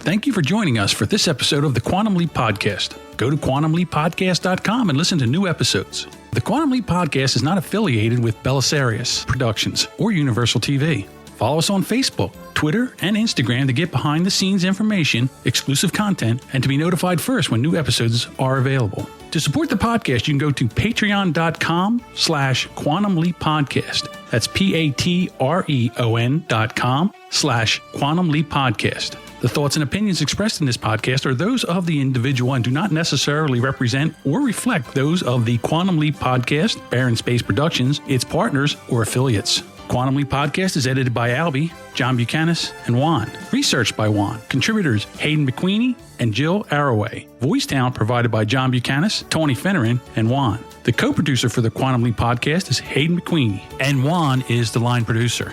The Quantum Leap universe and all it contains is property of Belisarius Productions and Universal TV. No infringement is intended. The Quantum Leap Podcast is a Barren Space production. You just totally used a big word. No, I'll cut it out if it's not right. No, it is right. I'm proud of you for using a big word. One per show. That's what I'm allowed. I know what I understand. Do you know what I understand? And the Native Americans, they were like, okay, we're called Indians in your language, whatever. Like, I don't really think they were like, how dare you call us Indians in English? Like, or would it be in Spanish? Because he was Spanish. Italian. Was he really? Oh, he was Italian. What am I thinking then? Who am I thinking of? I don't know. Don't know. Didn't he? He sailed for Spain. Dude, he did. Let's not promote the bad guy. I'm not. You're just giving him the publicity he wants. These things are called what's getting edited out. Yes. Yes. Nevada has trees. Okay. Don't start that. Those suckers are pretty tall, and falling off of one sucks. Yeah, it killed Superman, literally. Too soon? Okay, I won't use that. I can't even hear me. Why can't I hear me? Hello, hello, hello. Hello, hello, hello. I can only hear you in one ear. Is it weird that I can only hear you in No, you're supposed to only hear me in one ear. The right side. Like, I can hear me in both ears, and I can only hear you in the right ear. Well, that's because this is all okay. wonky. Hello, hello, hello, hello, hello, hello. Oh, better. Hello, hello, hello. Hello, hello, hello. Okay, good. Dun, dun, dun, dun, dun, preview there. Dun, dun, dun, dun, dun, dun, dun, dun. As we nod to each other. No, you go. Okay.